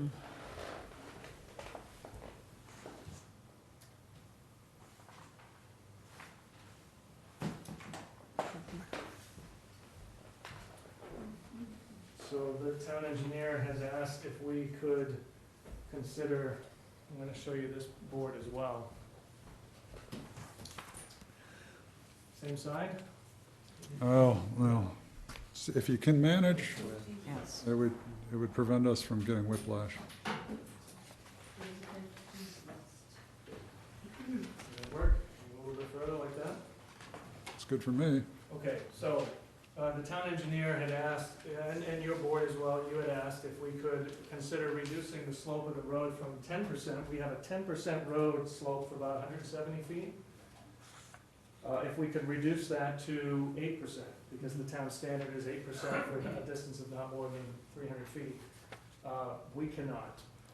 It would have substantial impacts to the rest of the site, which I'll go through now. So the purple area is the area that would be dropped either 2 or 4 feet, depending on which option we went with. This is the option for a drop of 4 feet to bring this into 8% compliance in this section of the road. This section down here, the reason I'm showing you this plan, is that this lower section of the road is 4.8% for 80 feet and 1% for 50 feet at the end. And the purpose for that is very important because it allows the road to come down and come to a safe gliding stop. Good. In fact, VHB was the one who mentioned in their summary of their comments that this road is very similar to all the roads that go between Highland and Washington. Similar slope, about 10%, sometimes 8, sometimes 9, but very similar road. And they were the ones that mentioned that. Except, none of those roads have this approach leveling area, which is very important for safety. So they all come to a stop right into Washington Street, almost all of them, from Swanton Street all the way over to Cross. They all come in quick. And so this is a significant safety improvement that allows the 10% road to actually be mitigated quite nicely. So we're talking about dropping this either 2 or 4 feet. And so the tan shaded area is additional grading that we would have to do to drop this hammerhead 2 or 4 feet. What we've circled here are all the trees that would come down in addition to the trees that are coming down because of all this work. So right now we've got here 25 trees are lost because we dropped, and those trees are along here. Most notable are several 30-inch plus trees that we would want to keep right within the sight line at the end of the hammerhead. So those 30-plus inch trees would all go. We have grading impacts in the buffer zone, in the riverfront area here, and in the buffer zone here, that I'm proposing with my 10% road to not touch. More importantly, structurally, this slope right here that's shaded tan, that's in the buffer zone, is very important to the stability of the road and the separation of this road from here. And so as soon as I take down the mature trees, and there are 16 trees in this area alone, as soon as I take down those mature trees, I lose the 50 or 60 years of roots that are holding in that slope. So to me, this is a very important area. In addition, when we drop this, our drainage, each one of these drainage structures also has to drop. As we're showing with a 10% road, I've got a healthy 7 feet of clearance between the bottom of these chambers and the groundwater table. As soon as we go down 4 additional feet, we're 3 feet away. That to me, too close. It's doable, but I like 7 feet much better. So the 10% road is better in terms of drainage and how the groundwater performs. The other aspect of this, when I do all this cutting of the trees and the vegetation, I also have to drop all of this. So this entire area becomes a crater as it relates to this, as it relates to the homes on North Border. So I end up creating this little crater right in here where this is lower, and I have to grade back up and meet this area here. With the 10% road, I keep everything, and everything meets relatively the same flush. So all of those impacts, which I think are substantial, and by doing this, it would not add any additional safety elements to the road. I had MDM, is a traffic consulting firm, and they, this is a memo from them describing the slope. So, there you go. Thank you. I'll also submit this electronically so that it's, oops, there we go, thank you. So I asked a traffic expert, what's the deal with this 10% versus 8%? And they made several important references in the letter. Okay.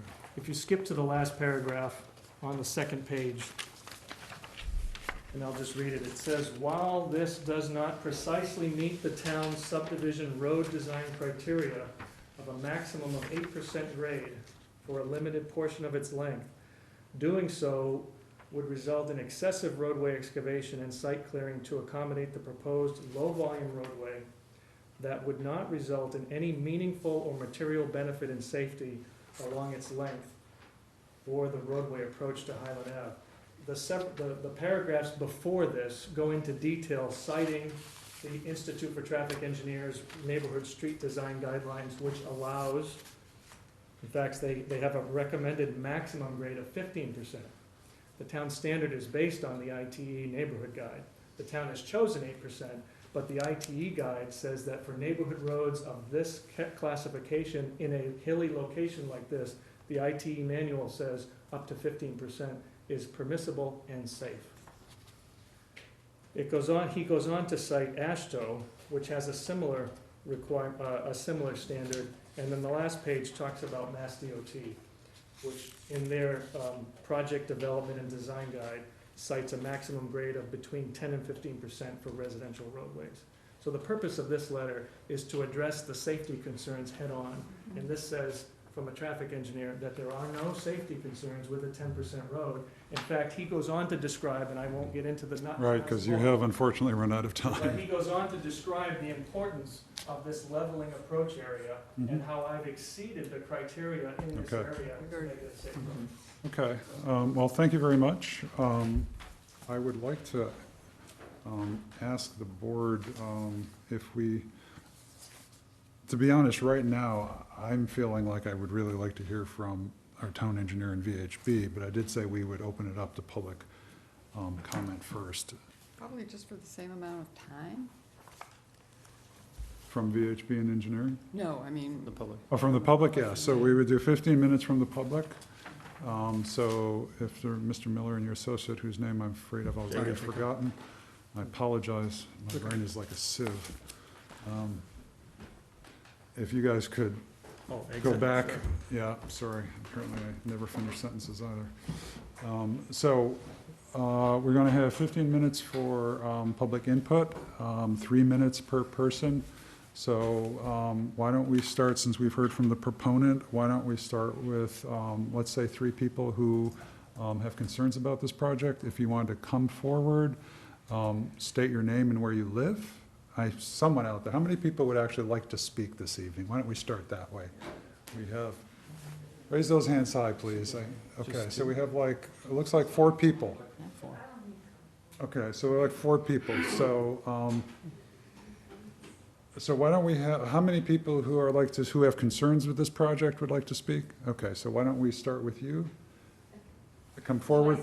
Oh, No, yes. no, please just come. for the Right on microphone. up, Because Come, because the sit down microphone's at the there, so you table. can be heard. The people can Please, hear what please bring the microphone close to you so that you, There you people go. out there in TV land, state your name, your address, and we'll give you 3 minutes. Okay, I'm Megha Zoshi. I stay on 2 Dana Avenue. I work at Winchester Hospital. I've been in living in Winchester since '92, and for the 20 years now, I've been on Dana Avenue, so I know the area well. I'm really concerned about. It's nice to have some wooded areas. You don't want to build on every piece of land. And North Border Road is a beautiful place where people come to go into the woods. And it's such a busy area with the hospital, people coming in there to the hospital. It's a busy hospital, Highland Ave. People park over there on that street. And then to have 5 houses in that area, I think, is adding to the traffic. I walk to the hospital, and the traffic is pretty bad. So again, more cars coming in and out so close to the hospital. When people are coming into the hospital, parking there and walking to the hospital. So I think it'll add a lot more traffic. Okay, thank you very much. Thank you. So that's our first person who has concerns. Another person who has concerns? Someone who we haven't, we'll get to you. Is there anyone we haven't heard from in the last many weeks? Okay. I don't know if I get down, I might not be able to get up. We can also pass the mic back to you if you'd prefer. But thank you. well, she's coming forward. I just would hope at some point we can address, that was what I meant really about where we are, that we're not just starting from nowhere. Well, I do think that to address the kinds of comments we're getting, we really just should make some explanation about why we're dealing with this subdivision. I Maybe thought it's we, after. I thought Brian did that. Clearly, it's not been She's understood. voicing her concerns She's for voicing 1 her minute. I concerns. think it's a Well, not a This is the problem. time when we let the public speak and we don't say anything. Okay. So, My name is Jane Johnson, and I'm not the youngest resident on Dana Ave, I'll tell you that. We've lived there 50 years. So my major concern would be traffic, because to get out of Dana Ave between 7:30 and 8 in the morning, forget it. I could not even get across Winchester to go play golf at the country club. I gave it up in the morning because I can't get out. The traffic sometimes is backed up from the Marble Street light where you turn right to get on 93 to the beginning of Highland Avenue, complete blockage. That's number one. Number two, just to tell you. So anybody who is, adding these cars, I think they should come up, the planning board, selectmen, conservation, whatever, and go to Dana Avenue around 7:30 or 8 in the morning. And try getting out. That's one of my questions. The other thing I'd ask, is it Craig, right? Is what size are the homes? No, you- I'm sorry. What size You are the can- homes? You Yeah, have to okay. direct all To your you, I'm questions. sorry, okay. Yes. I'm going to ask, what size are the homes, the 5 homes? Are they 4-bedroom, 3-bedroom? The only thing we know so as part of the subdivision, we're setting up the road and the lots. We are not You necessarily. have nothing to do with Not that we that. have nothing to do with it. The conceptual plan that's on there is a 1,600 square foot footprint, which puts it right at around 4,000 square feet, The house? the house. Okay, that's Yeah. big, Yes. that's big. So it's probably 4 bedrooms. Probably, they Sure. aren't going to build houses probably in Winchester for less than 4 bedrooms now with the price. And that means probably a lot of kids and a lot of cars, because everybody has a car in Winchester now. 50 years ago, your kids didn't have cars in high school. They didn't have them.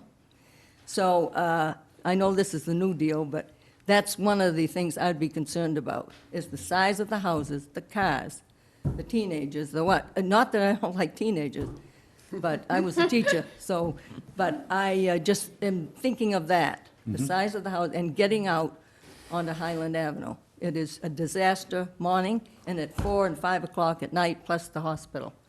So anyway, Okay, yep, thank you. thank you much. So far, we've heard a lot about traffic, so I think we get the point about traffic. So we'll take one more person who has concerns, and since we've heard about traffic, we don't want to hear about traffic. So, I don't know, it's a good topic. My name is Mike McCarley. I live at 28 North Border Road, as you probably know. My concern is where the lots border the existing lots, the trees that are there.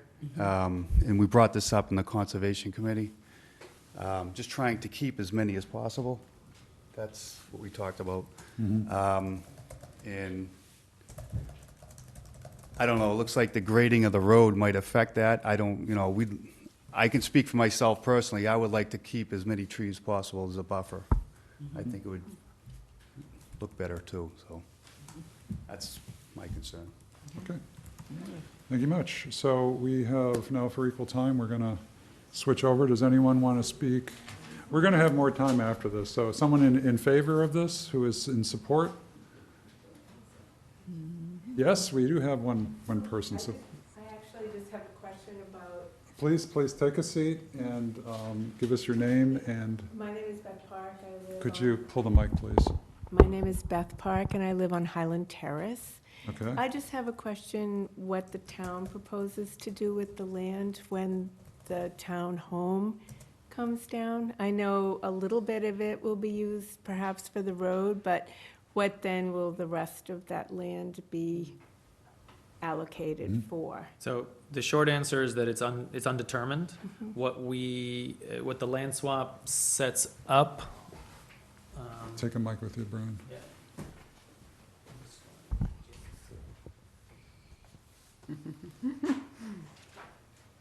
You have a helper.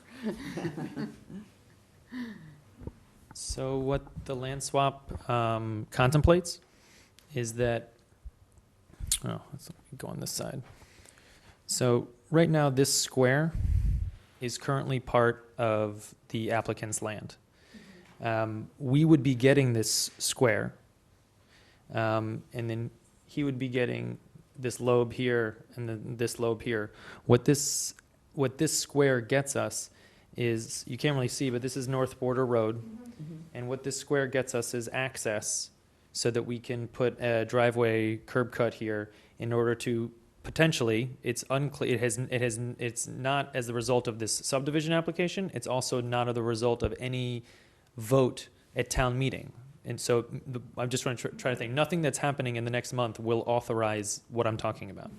All we're doing is potentially setting up this driveway so that we could, if we wanted, put a duplex here. That has been the conceptual plan. There are no exact plans for building this anytime, like right now or anything like that. Yeah, I thought you were talking about 22 Highland. Nothing. So, so 22 Highland is here. This is the outline of 22 Highland is here. So nothing else, period. So most of it is going to be going into the road. Right. So the only reason that this land is here is that this would allow there to be 5 lots, and it also allows for a safer road that it's further away from Dana. You don't want another road that's very close to Dana Ave. You'd want to get it as far away as you could so that you don't have the friction between those two roads. That bit where there's like woods and the That would- stream comes down. that would will all remain. Basically remain the same. Right. Okay. That's the plan. Thank you. Okay, we have one more, and then I think we're going to ask our consultant and our town engineer, so come on forward. I feel like Monty Hall, come on down. Hey, it's up to the taxpayers to fund prizes. I don't think we're going to have any. I'm Joe Susi, and we live at 5 Dana Avenue. And I was glad to see that the lot line's been moved after about a 2-year attempt to have that happen, or acknowledged. But my question is, it looks like the road is being pulled this way or down. Yeah. I know when you go out along here, there's a very steep drop-off. How is that, and now you're gonna be putting a road there. Is all of that gonna be built up or is the road gonna be down below and there's gonna be big steep? I'm trying to visualize the access because once you get in here, you seem to have a very, very high, and it goes up. It gets steeper and steeper, and there's probably maybe 25, 30, maybe feet more drop off there. And I would think it was in this area, so. It's right on that ridge, pretty much. So south of that road, it does drop off. That's why they show a guardrail. But you are correct if that's what you're asking. Yes. So the road is. I wouldn't say it's on the crest of that, but it's higher So up. is the road below or is the road up above? It's above, I believe. Above what? Because it seems to me if. The drop. Yeah, it's like right on the edge. Yeah, it's, yeah, there's, So this is at the upper level? yes, Okay. yes. It just seems like it's being. Yeah, you want to know what elevation is that road at? Is it all the way down the hill? And it's not. It's not. Yeah. Yeah, yeah, I mean, the background for, excuse me, the background for this is that we wanted to move the road, we wanted to move the homes away from the Dana Ave unit, or And we lots. appreciate that. Yeah, so that's the background. So I think your question might be better answered when we turn to our next guests. That's fine. Okay. I'm Yes. just trying to understand Visually how that works, would because work. I know it drops Of course. off Right. Of course. Okay. significantly. Thank you. I'm glad that the surveying things are to your liking. Me too. Two more. Well, can we, I really want to hear from we'll get you folks, right at this point, I think it'd be really useful to hear from VHB is here. the VHB and Beth. So if we could get, Beth, if you could come forward, and the person from VHB who, Ryan from the VHB. So, Luke. Luke. Sorry. Luke. Other Ryan. Even You need to wear name tags. Okay, so we're going to give you folks 15 minutes, I believe, and so use it wisely. Thank you. I'm Beth Rudolph. I'm the town engineer. Luke Boucher from, sorry. Luke Boucher from VHB. So I'll just start off, just a little introduction. So as Brian mentioned, we've been working on this project for many years now, and we've had sort of a pre-file discussion with the applicant for this subdivision. So VHB was hired during that pre-file process. So they started the review a couple months ago on those a previous set of plans, and they've continued their review with the definitive subdivision submittal. As the applicant mentioned, we met on Friday to go through our comments.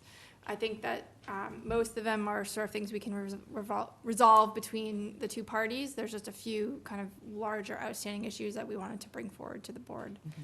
And I'll let Luke kind of go through that stuff and then add on to anything additional. Sure.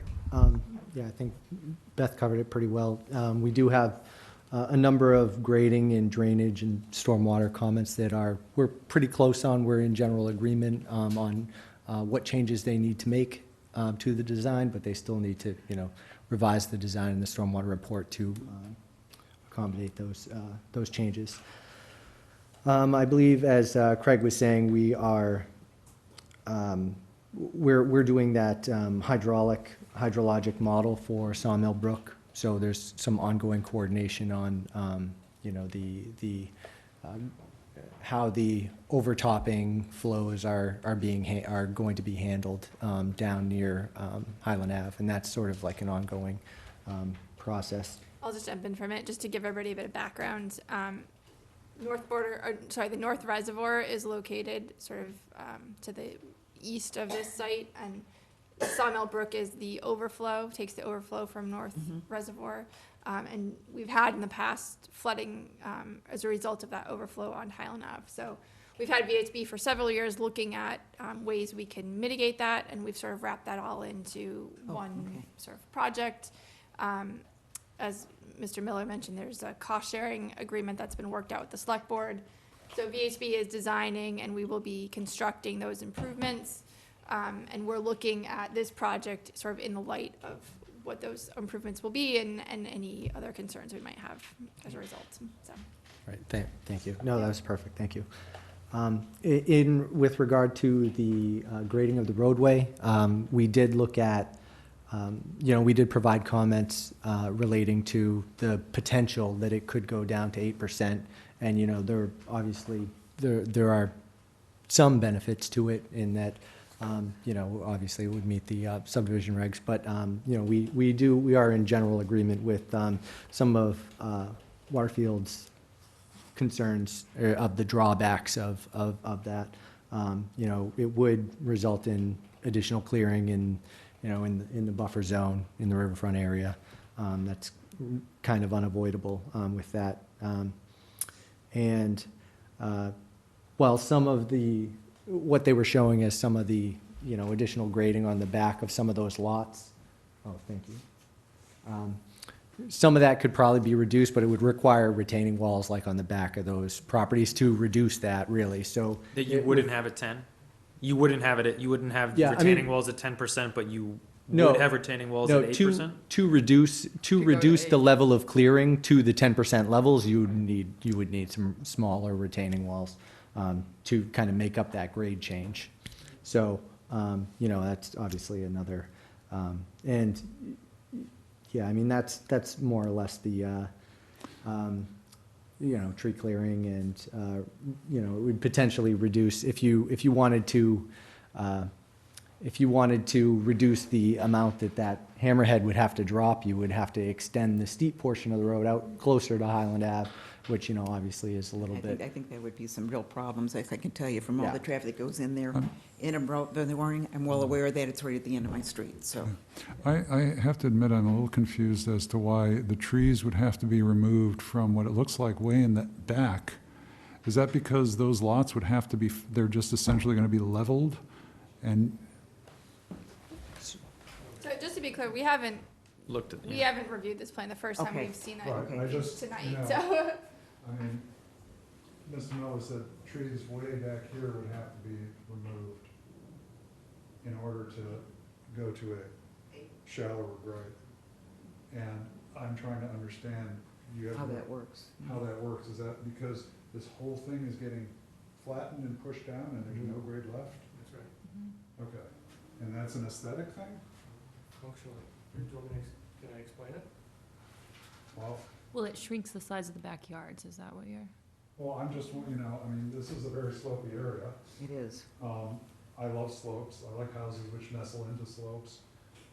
If this is just flattened because that's aesthetically why it needs to be done, then I would say. Can I explain it? But, would the board, I mean, that's a question I have. Let's have them finish. Yeah, and why then don't we can go to finish, we can do questions. that It's later. a lot better. So you haven't reviewed that, so that's fine. Sure. And yeah, and the only other comment which we included in here is, you know, I guess 10% more or less follows the existing, you know, topo of that, of where that Dana? alignment is. Okay. Of Dana? No, of the alignment, Lands. of, yeah, the existing topography of the land where the private drive, or private road is That's proposed. good. But more, I mean, those are, I mean, there's a lot of like really detailed things in here that you don't want to That's why hear you're about there. stormwater, No, so. Getting paid No, I think money. the I do main. think the only larger issue to talk about is where the grading for the street comes out, because they are, as we mentioned, there is overtopping of the road during certain flood events, and that will continue even once the drainage improvements are done. And so we're working with them to make sure that right now where that drainage comes out is basically through lot 1, and so they're moving, with the road being built, they're moving that down. So we're working with them to make sure there's no adverse impacts to properties on Highland Ave as a result of that change. We're still working to resolve that issue. Okay. Would you agree with the statement that, I mean, I think the crux of what we left off at multiple meetings at the moment, and really that the large conversation that we have left here has to do specifically for us, for our purposes, is the grade of that road. I mean, this is where we are, this is what we need to nail down over the course of this, you know, process. I think the question is whether or not, would you say there's a significant difference of really disturbance of the land, of a difference between 10 and 8? So I think we need to clarify a few points, right? So what you are approving is the construction of the road and the creation of the lots. Right. Ultimately, this developer or a different developer could come in and clear cut all of these lots and do whatever they want there, right? They can regrade it, they can put walls in, they can take all the trees down. Unless there's a specific condition in your approval that talks about preserving trees or in the Concom approval. But what you are doing is not approving the work on the site. That is done through the building permit process. So We can put conditions. you can put conditions Could in, be right? pretty- So yeah. I just want to be clear that, Yeah, that's good to. that because, you know, they show a clearing and grubbing plan that is just for the construction of the roadway. That plan, for whatever they do to whoever, if it's them or somebody else in the future to build the lots, that could be completely different, right? What we're doing here is on the lots is sort of a good faith effort in terms of what we expect will be built. And we'll have to put a condition in that if these houses are bigger than what they've shown here, that we'll have to come back to us for a review of the drainage and all that kind of stuff. But You got all that? Yeah. so You guys talk? so the real thing that we're talking about with the road change is the clearing and grubbing on the southern side of that road, which is on the town property, right? Because they can't touch that without the town's approval. And so, as it looks from this plan, is that there's additional disturbance on that very steep slope, which I agree is not ideal given the vegetated condition that it currently is in the steep slope. So I just wanted to clarify those two That's good, points Beth. because Thank you. you know, while you have some jurisdiction over what happens on the lots, there's limited. Limited, right? And I would encourage the board to look at conditions if there are specific trees or vegetation that you want to preserve, to include that in your decision. Yeah, I just want to get a feel to how much of this site would get dredged, I don't know what the right word is. Well, so Brian, Level- and if you want to dug open out, the cratered, whatever the oh, word sorry. is.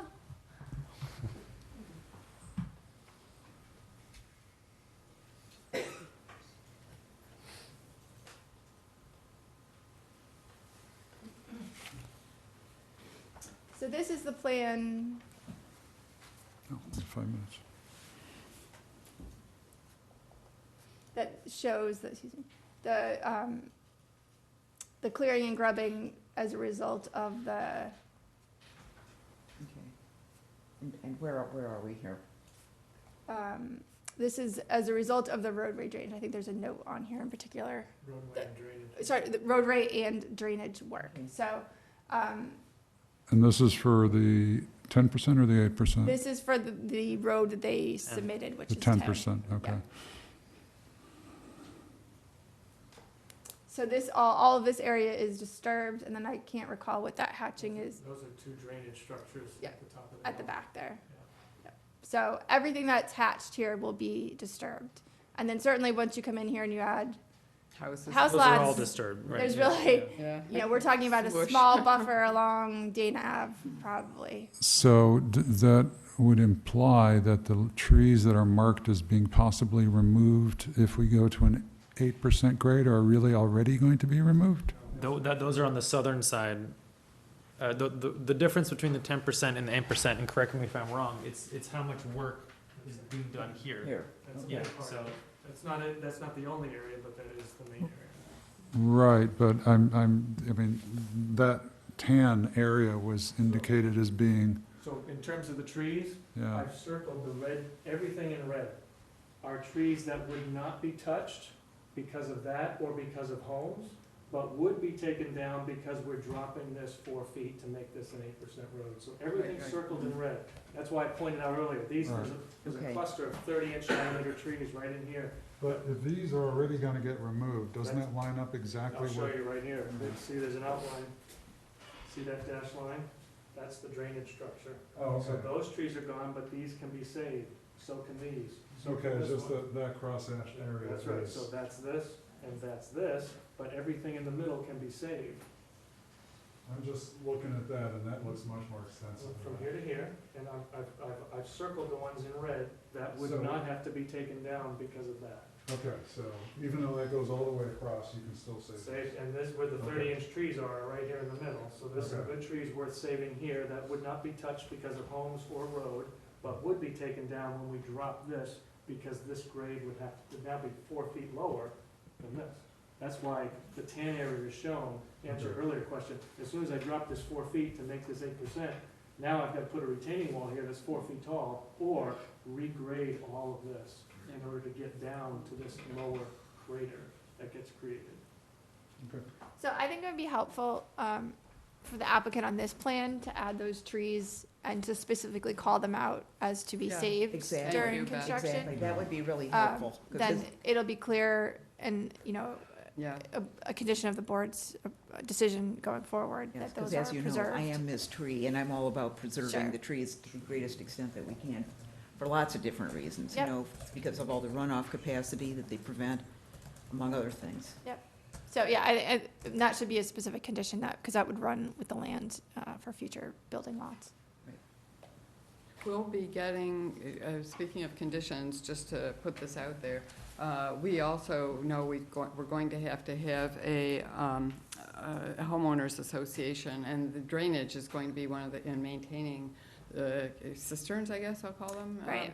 And we'll really look to you for some help on how that gets set up. Yeah, so I had mentioned this in my comments and provide an example to the applicant that in the past, we've done, for previous subdivisions, we've done what's called a protective covenant. So it's something that goes on record at the registry that kind of outlines, because we have a very Somewhat detailed O&M different. manual, Yeah. but that's not, you know, It's that not is the going to be passed homeowners. out in 20 years when somebody buys the Right, property. right. So we do this protective covenant that runs with the land. So, but that's Right. really two things. And The it's- covenant's different from the homeowners association. Yes. Sure, but this That's is, in so it's on record at the register, so people Yeah, know when they no. purchase the home, what the That maintenance there's a requirements covenant are. on it. And But then separately, enforcement's a they can huge set up issue. the It's a lot. HOA It's to fund setting up the that. HOA Right. is really what'll keep it moving. Right, so that they'll have a funding mechanism for those improvements or Thank you. maintenance going forward.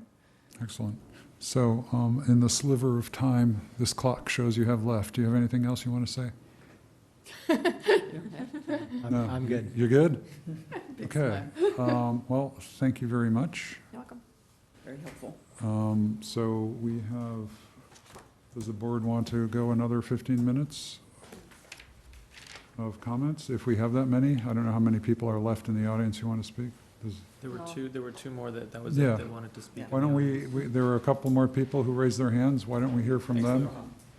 And if you could both just come forward so we can be very efficient about this? Or just one person? Okay. Yeah, I'm timing. Steve Meinelt. I live at 11 Dana Ave. I just had a question. Has anybody shot the existing grade of the upper portion of Dana Ave? No. I don't know. I don't think VHB has looked. I was at just that. curious. Yeah. Okay. And is there, I think the 5 houses works with this plan, and I think the road at 10% makes complete sense from everything I've seen that's been presented, so I would not be opposed to the road in any way as it sits now, on this latest rendition. I think you also need to be careful on trees, but there's also healthy trees and dead trees, and there are a lot of dead trees back there, so I think placing a carte blanche, every tree should be saved, is not always appropriate.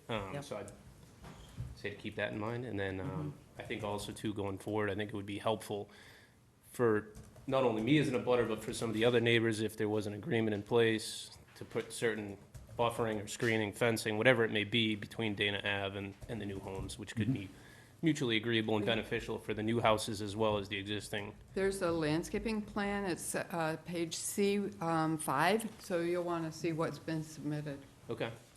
And So those are, we could obviously put conditions on that landscaping plan, so doing exactly what you're talking about, so. So I think that would be helpful, and that could be valuable You should for also look at everybody. it. Yeah. Send comments. So that was all I really had. I was just curious about the slope of the plan, because walking out my back door into the woods, it's the same slope as Dana Ave all the way up. There's not a big, until you get over to where the old foundations are on the town-owned stuff, that it really drops off. So I don't really foresee an issue. Dana Ave was put in at some point in time, which was all wooded and was cleared, and new houses were built, just like every other neighborhood in town.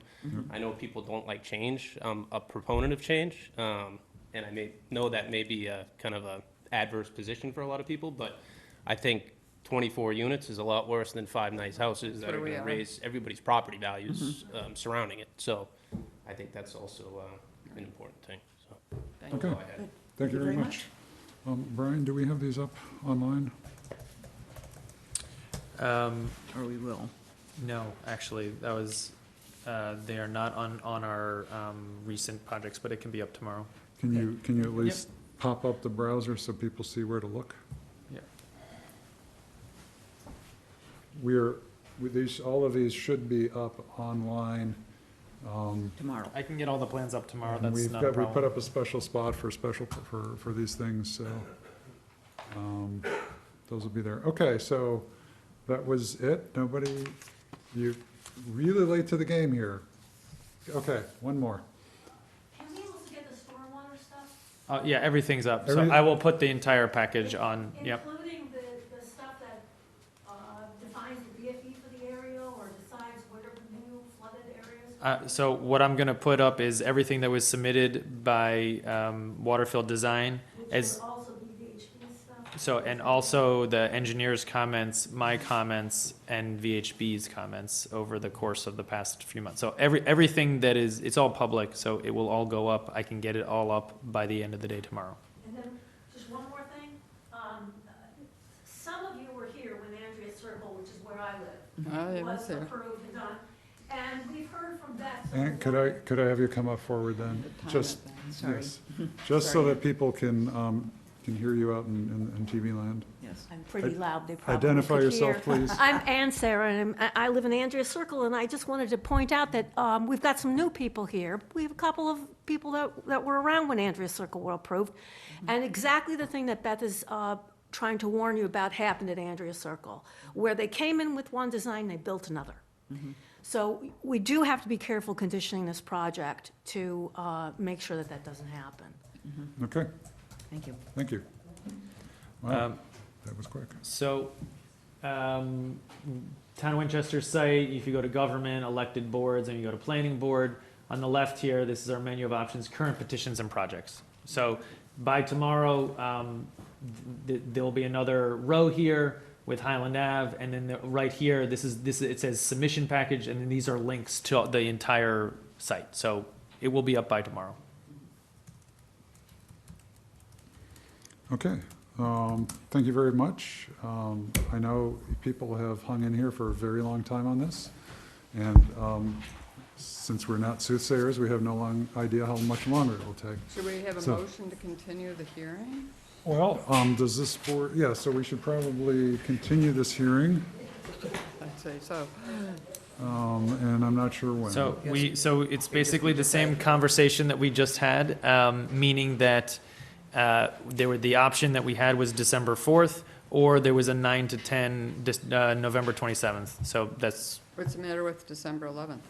oh, no, I mean, I'd love to separate. Wait, when is our master plan steering committee? 27th. But I 27th, wrote down November these three. 27th. I didn't Yeah. think I was. No, I It's just. next week. Okay, so What came my way? December 11th? December 11th. What happened to the 27th? We were gonna try to be on that meeting. Oh, yuck. Well, I had said that it was an option. I said sometimes we do have business even after our master plan steering committee meetings. That's exactly what we're talking about right now of, It seems as though we're very close. We've covered a bunch of issues but within the next week or so, we should have closure on all the engineering items and maybe the last. Oh, actually, where is Beth? How much time do they want? Beth, could you please come up here? Come on down.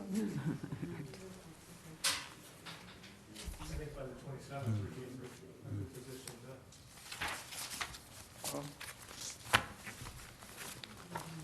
So I think there's a couple issues with if we're settled on the the 10% grade, then the big issue is a few of the stormwater things.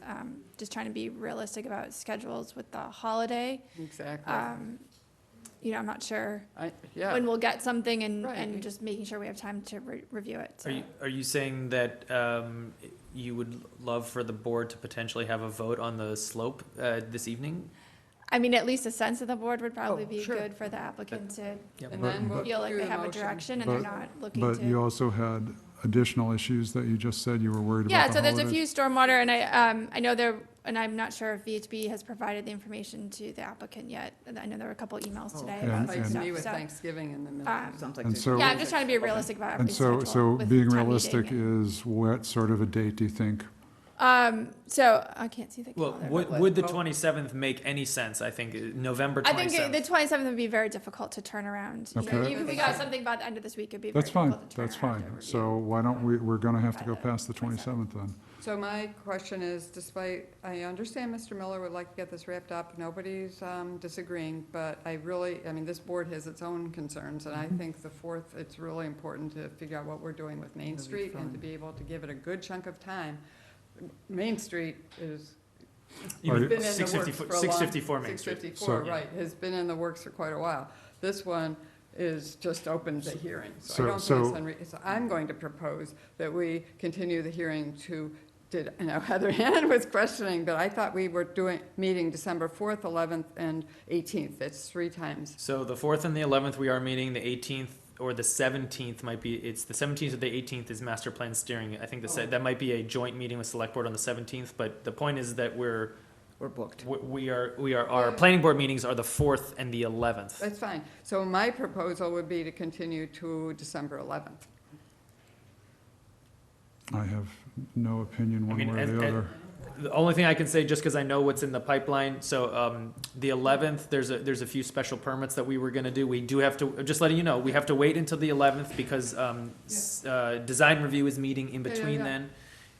So I believe we have 3 or so special permits on the 11th. Okay, that'll As of take right time. now, for the 4th, we just continued 654 Main Street. Right, As of right now, that's the only thing on the docket. right. That's all I want. So Maureen, did you want to spend like 3 hours on 654 Main Street? It didn't say that, but I would say. No, I'm trying to. I wouldn't rule out, put an hour and a half in there for sure.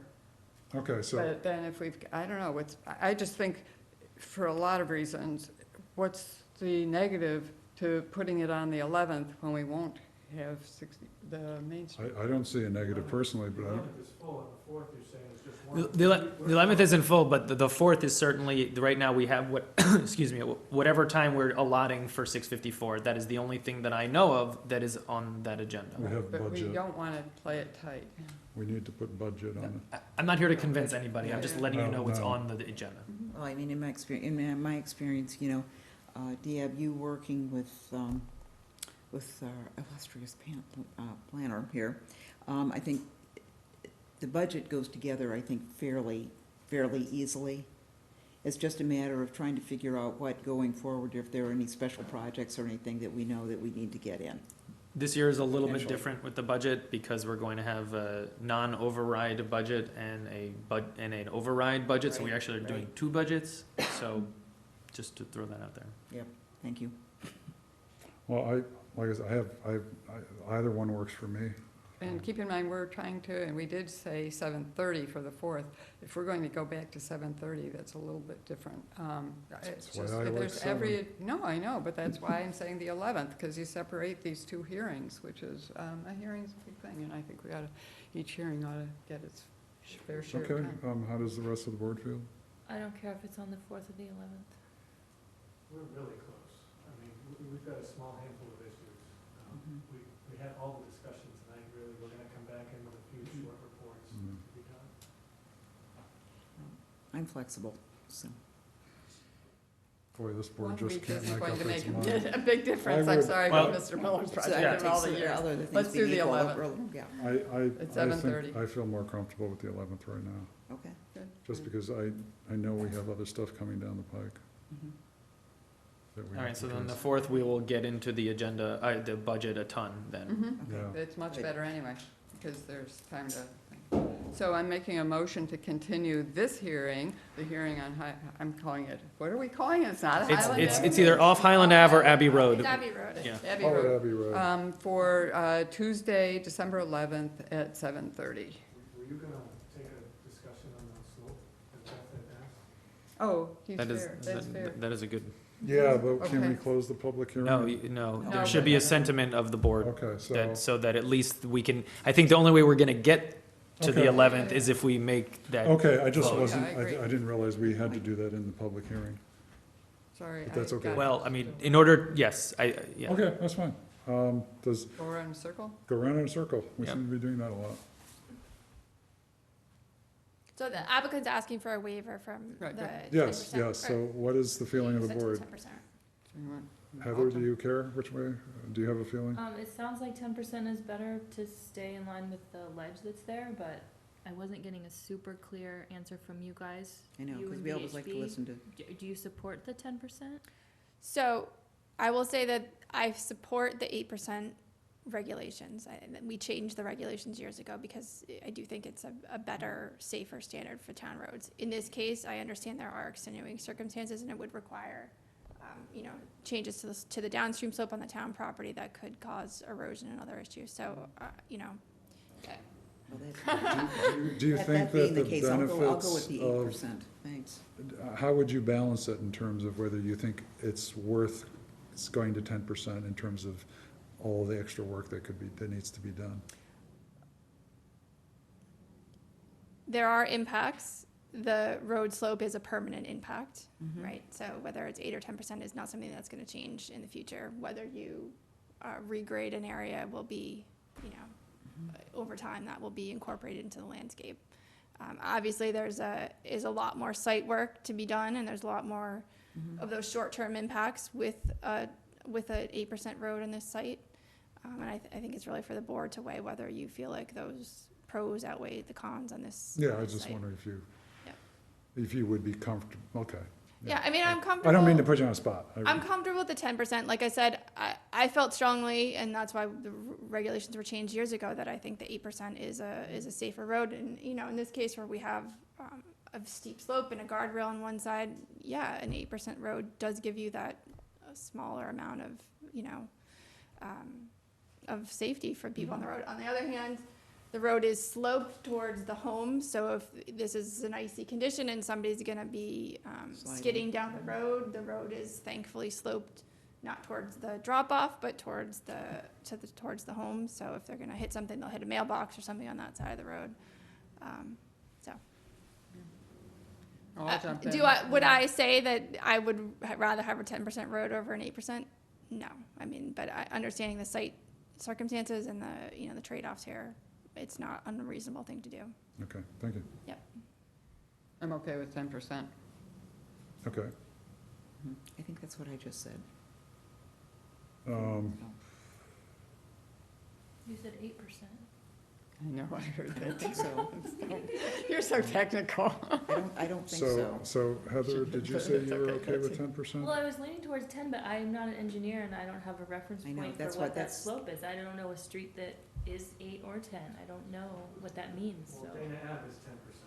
There you go. Dana Yeah, Ave he is said the that. same slope, and Yeah. so are I all the thought slopes. somebody came up and asked, do we know the slope, and nobody. It was kind of a rhetorical question. He knows that it's the same elevation because he lives at 11 Dana, and his road up the front, his front lawn is the same as the back lawn. It doesn't go like this. It's Right. from his front of the house to the back of the house. Okay. So there you go, 10%. Boom. Well, you've got 3. Oh, gosh, I'm waffling here. I guess 10% is okay. I'm not happy.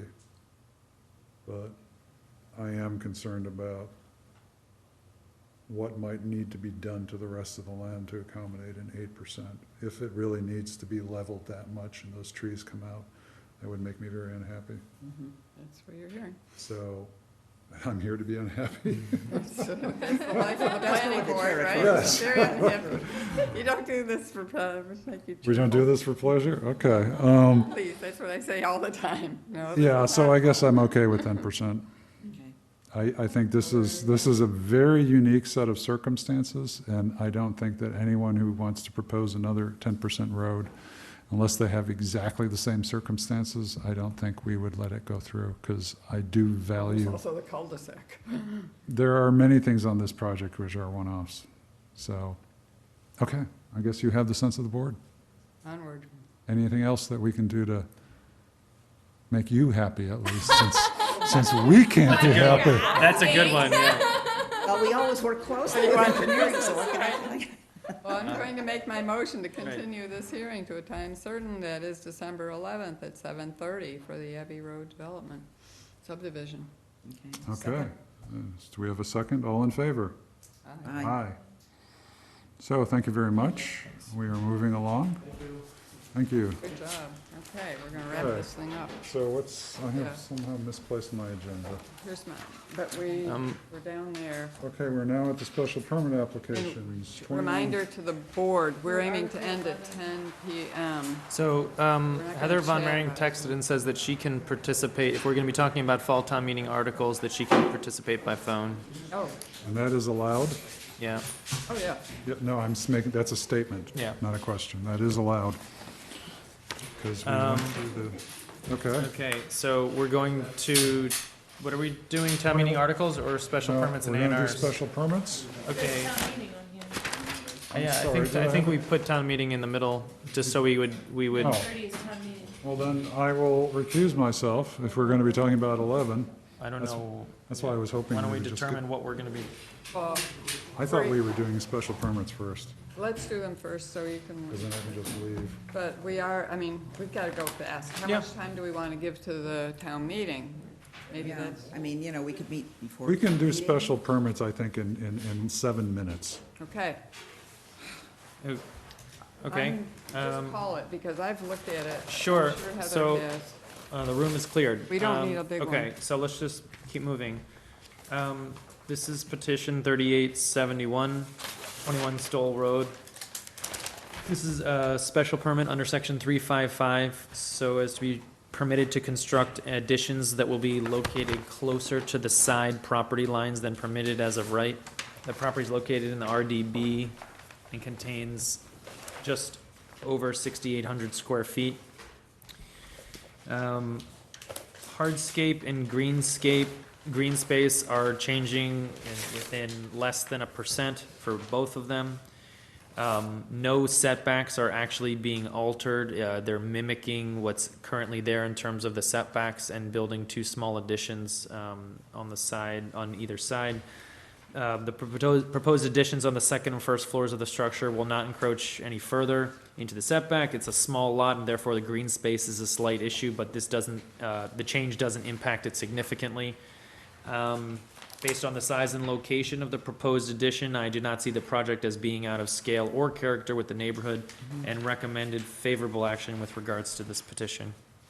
I'm going to jump right in. I have no objection to this. Does anybody have any I objections? have no objection to this, but I note that we did not get an existing Yeah, plan. that's what I was gonna say. I couldn't tell that there was no setback, cause that the setback didn't change, cause there was no plan to show what was there. There So were it no- looked new to me. there And were it was no- colored yeah. green like it was new. There are no elevations of the existing building, so Oh, I I didn't couldn't put tell 21 what was stall being, here. all I know is something was being built on top of the first floor. But that's my only, I have no problems with Brian, the I don't actual. want to spend the time. Don't Well, worry. I get my chance to say my piece, I've said my You do, piece. you do.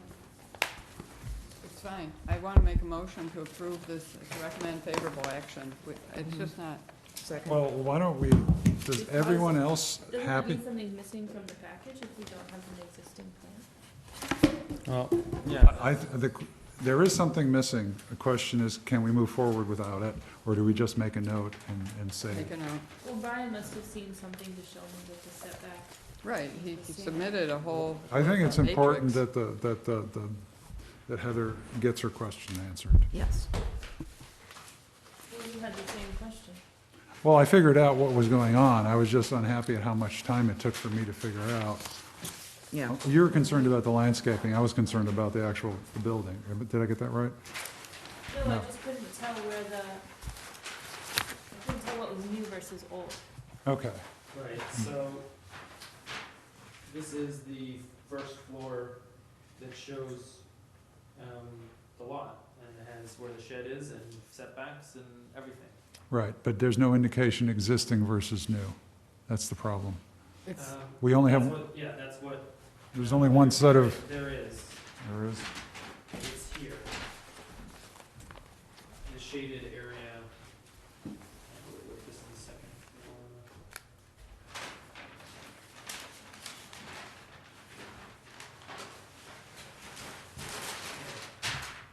So this is the landscaping plan that shows where the additions are going to be located. But doesn't that change that This setback is- and this this setback? is just going straight It's just up. going up, see, a proposed second floor This addition one to is- existing. Right. This one doesn't matter to the back. We have enough setback here. Yeah. This isn't even part of what we're approving, I believe. Correct. Okay, We're just approving that. But there's no elevation showing before and after. That is correct. okay, that's what I did. okay, so you have a motion to recommend favorable action. I'll call it. Does anyone there a wanna second? it? Yeah, I thought I did. Okay, and then all in favor? Aye. Aye. Aye. All opposed? So I believe that was 4-0. Correct. Okay, so, the next thing we have is, an A&R. I believe, if I can find my menu, We'll first do, my agenda. so 18 to 20 Clark Street. So this is what's called a record plan, that is just showing what is on, it's like an existing conditions plan. Okay. Do you want to explain why it's being Yes, I filed? will This is explain an it. important piece of information. Oh geez. That's okay. So this is 18 to 20 Clark Street. It is one of the parcels that is involved with the Article 11, the North Main Street rezone. Got it. So this is an existing two-story, two-family dwelling. They are filing a record A&R. What that does is it just says what the existing conditions are, and it puts a freeze on the use of the zoning. Right. That's what an A&R does in this case. If dimensional controls change, they would still have to adhere to those dimensional controls. But the use is frozen, and this is basically so someone buys a property it takes Just a the few use. years for you to, get there, whatever it might be. So what this does is it freezes the use of the zoning. So, whatever the current zoning is on this property, which is GBD2, I believe, will stay for 3 years. All the submission requirements have been met, as on the plan, and there are no issues that I saw. I suppose we need to have a motion to approve? Move We're to not approve. approving. We're not approving. No, it's a move endorse. to endorse. Motion to endorse. Yes. Okay. Motion to endorse, okay. Second? I'm not seconding it, but it's fine. I mean, I assume somebody will.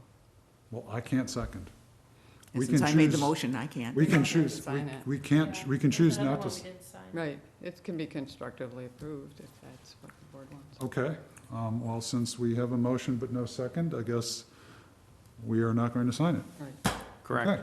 Right. So now we can move very quickly on to. 5 Cambridge Street. So this is another A&R. This one's a little bit different because it's on the border of Arlington and Winchester. Okay. So the address is a Winchester address, but the entirety of the lot is in Arlington. Well, I had to look at that after I read your memo, and then I Whoa, thought, whoa, I whoa, got- what? So it's, again, not usual. How did that happen? The line's gotta be somewhere. Oh, because the driveway. It's like where the driveway is located. And- Oh. Well, you understand what's going on. They've got the square footage, and they've got the. So what they've access, had and to there's the do town. is, That's Arlington. they've had to coordinate, Yeah, it just seems really. yeah. Yeah. So they've had to coordinate their building permit and everything with Arlington as well, and it's been a lot of fun for them. Oh, I'm I sure. guess I'm feeling sure. charitably toward this crazy parcel. I will make a motion to endorse this A&R. So what does this mean, that someone sold the lot next to them? It's for their lot. development?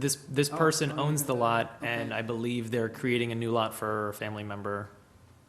Okay, whatever. I So have a they own motion. it, they live there, they're gonna have another house on their property. Yes, but we can still discuss it. So, do we have a second for the motion? Second. Okay. All those in favor?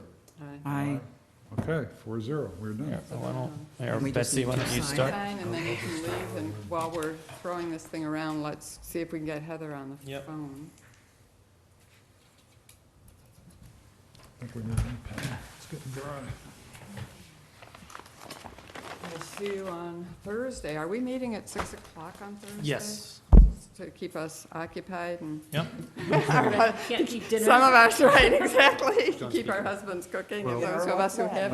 Let me, so for those people out in TV land, we are now going to, planning board is going to now discuss fall town meeting articles, probably Article 11. And because a claim of a financial conflict of interest has been filed against me with the Massachusetts Ethics Commission, I have been advised by attorneys from that commission and town council to recuse myself from all matters dealing with the Article 11 in my position on the board until that claim has been resolved. I am now leaving for the evening. I wish you all good night. Thank you. Yeah, thanks, Diab. Bye, Heather. Hey, Heather. Hello. I hope you're having some sun where you are.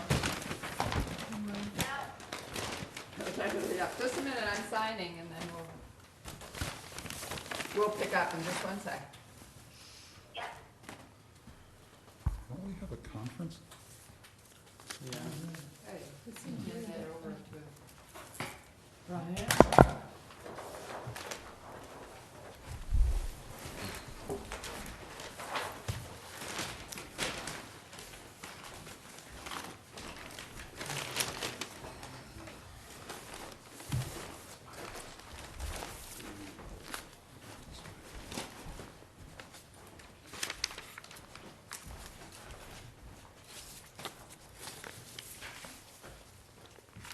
Okay, there's not a hearing or anything, so are you're able to hear, right, Heather? Hello? Okay. I'm not thinking that there's a lot right now. I'm expecting there will be motions at town meeting. I don't even know what they are, but I know there are various people who are contemplating different possibilities. maybe, I don't know, if Brian, if you want to throw out anything? so And hang the- on, before I do that. Let me also throw out to this board, or offer to this board, that there may be other conversations happening, not necessarily with me, but that Brian may hear about, that, or anybody may be just working through ideas that we may find that we have more to discuss on Thursday. So I'm in a way feeling as if we're having a conversation in a Maybe a vacuum. little bit premature. With more information, yeah, that may be I premature, mean, so I'm not. Sure, gonna so be the only thing that I'm aware of, and this is based upon an email that was given also to the board by one of the landowners affected. So we had talked about, or I believe the chair had said something along the lines of, well, solutions have not been proposed to us in order for us to react to. But I think it's because what has been proposed didn't seem like solutions to the board. Not that the board didn't contemplate what was given to them. The two options that were talked about in the email, and that I've also heard around, one is indefinite postponement for an impact study, or essentially wait in order to finish the master plan. But I mean, the vote is wait, more study. So that is one concept.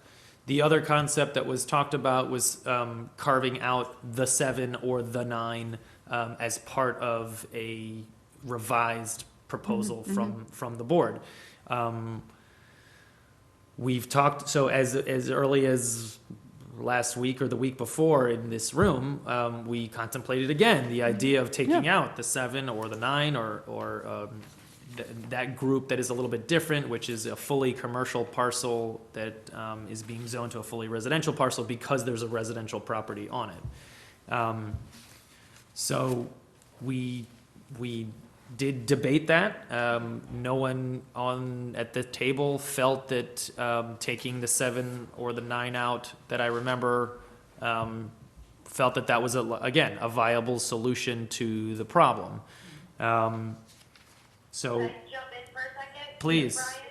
please. Sorry to interrupt, because I think there's some missing information that you're missing, and it's caused some unclarity. So, in our last meeting, before town meeting, when you had to leave to go meet with Peter Haley and also turn in the presentation, Yep.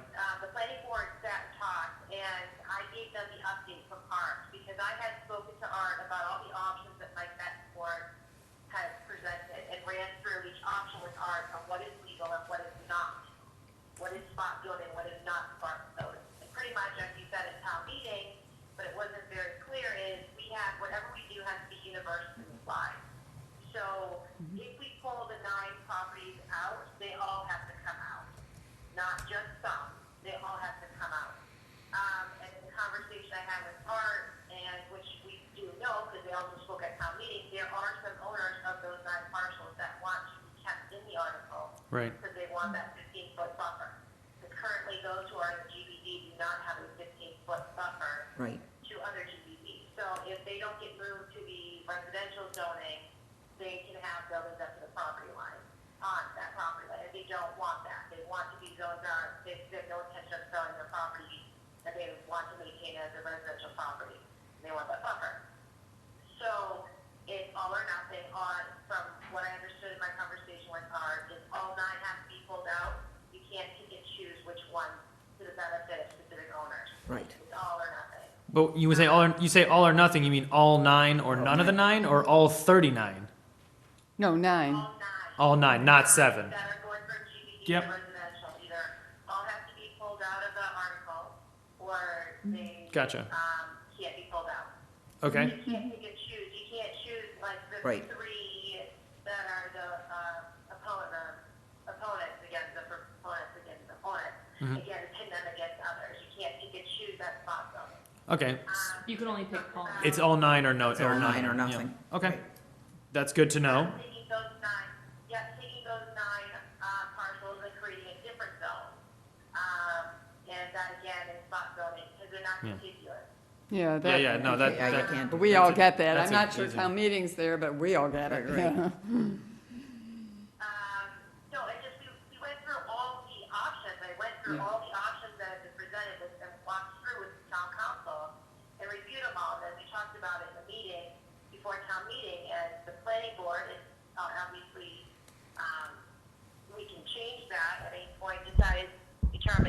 meeting, going to town meeting, is that you're going to, it's all 9 or nothing, and that at this point, that there are owners who want to be in that we are going to continue with keeping the 9 in, because that's what's the best thing for the neighborhood.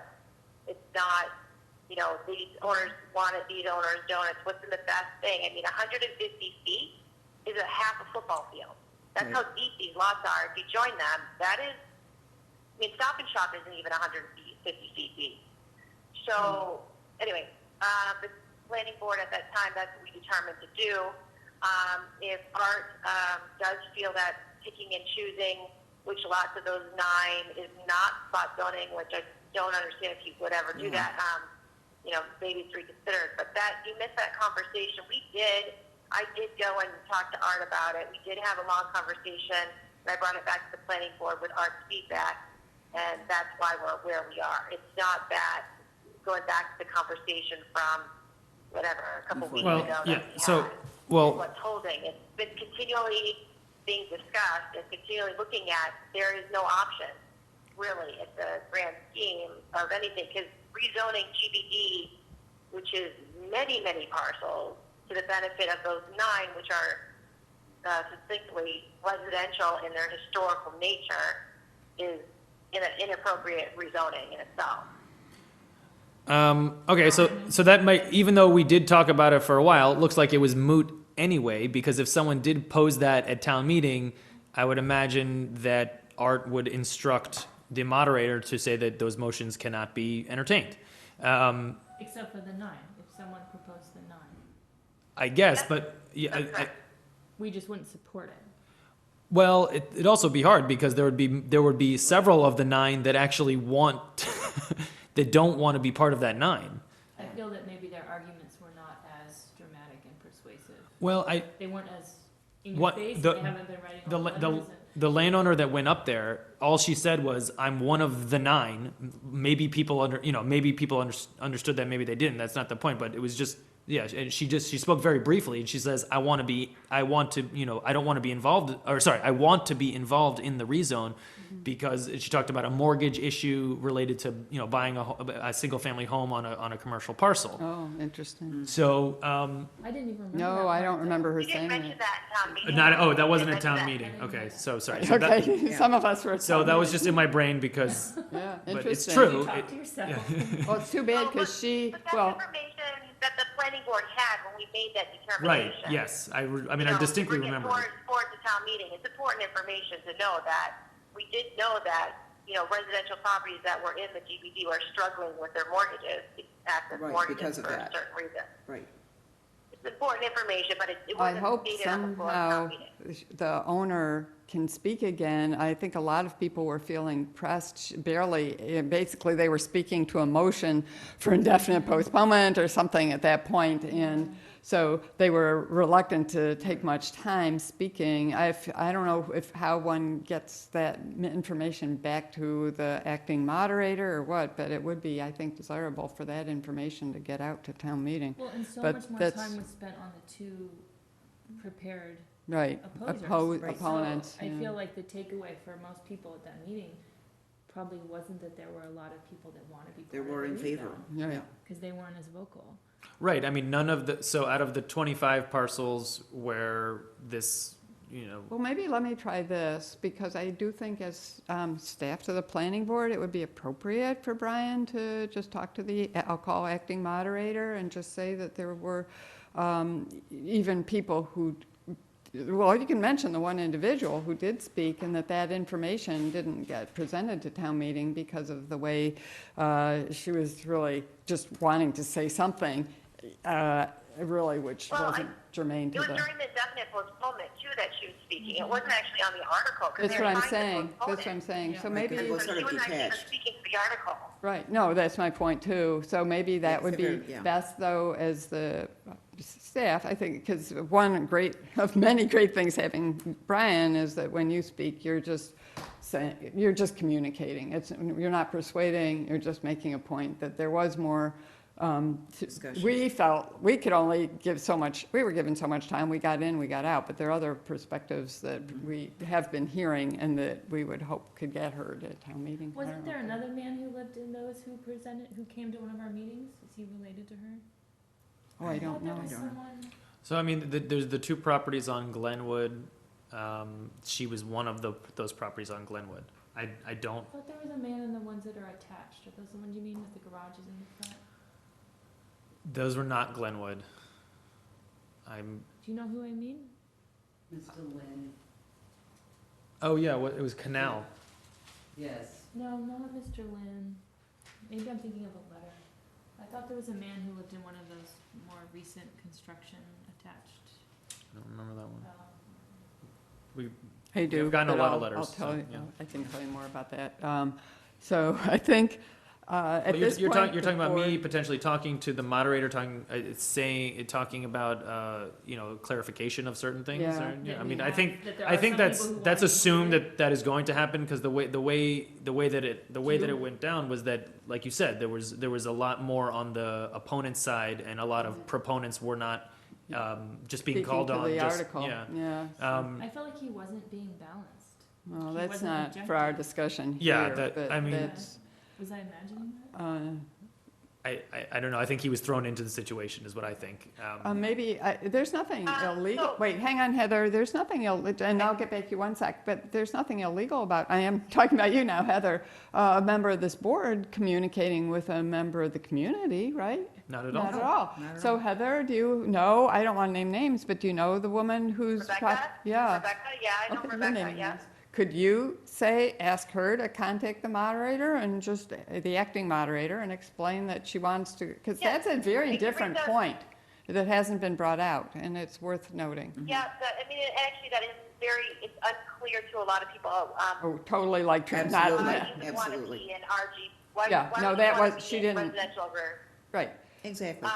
So could you just so advise? you know, I'm going to Maureen- jump in, because we're actually, some of us, I don't know what time zone you're in, but some of us are ready to. I'm fading.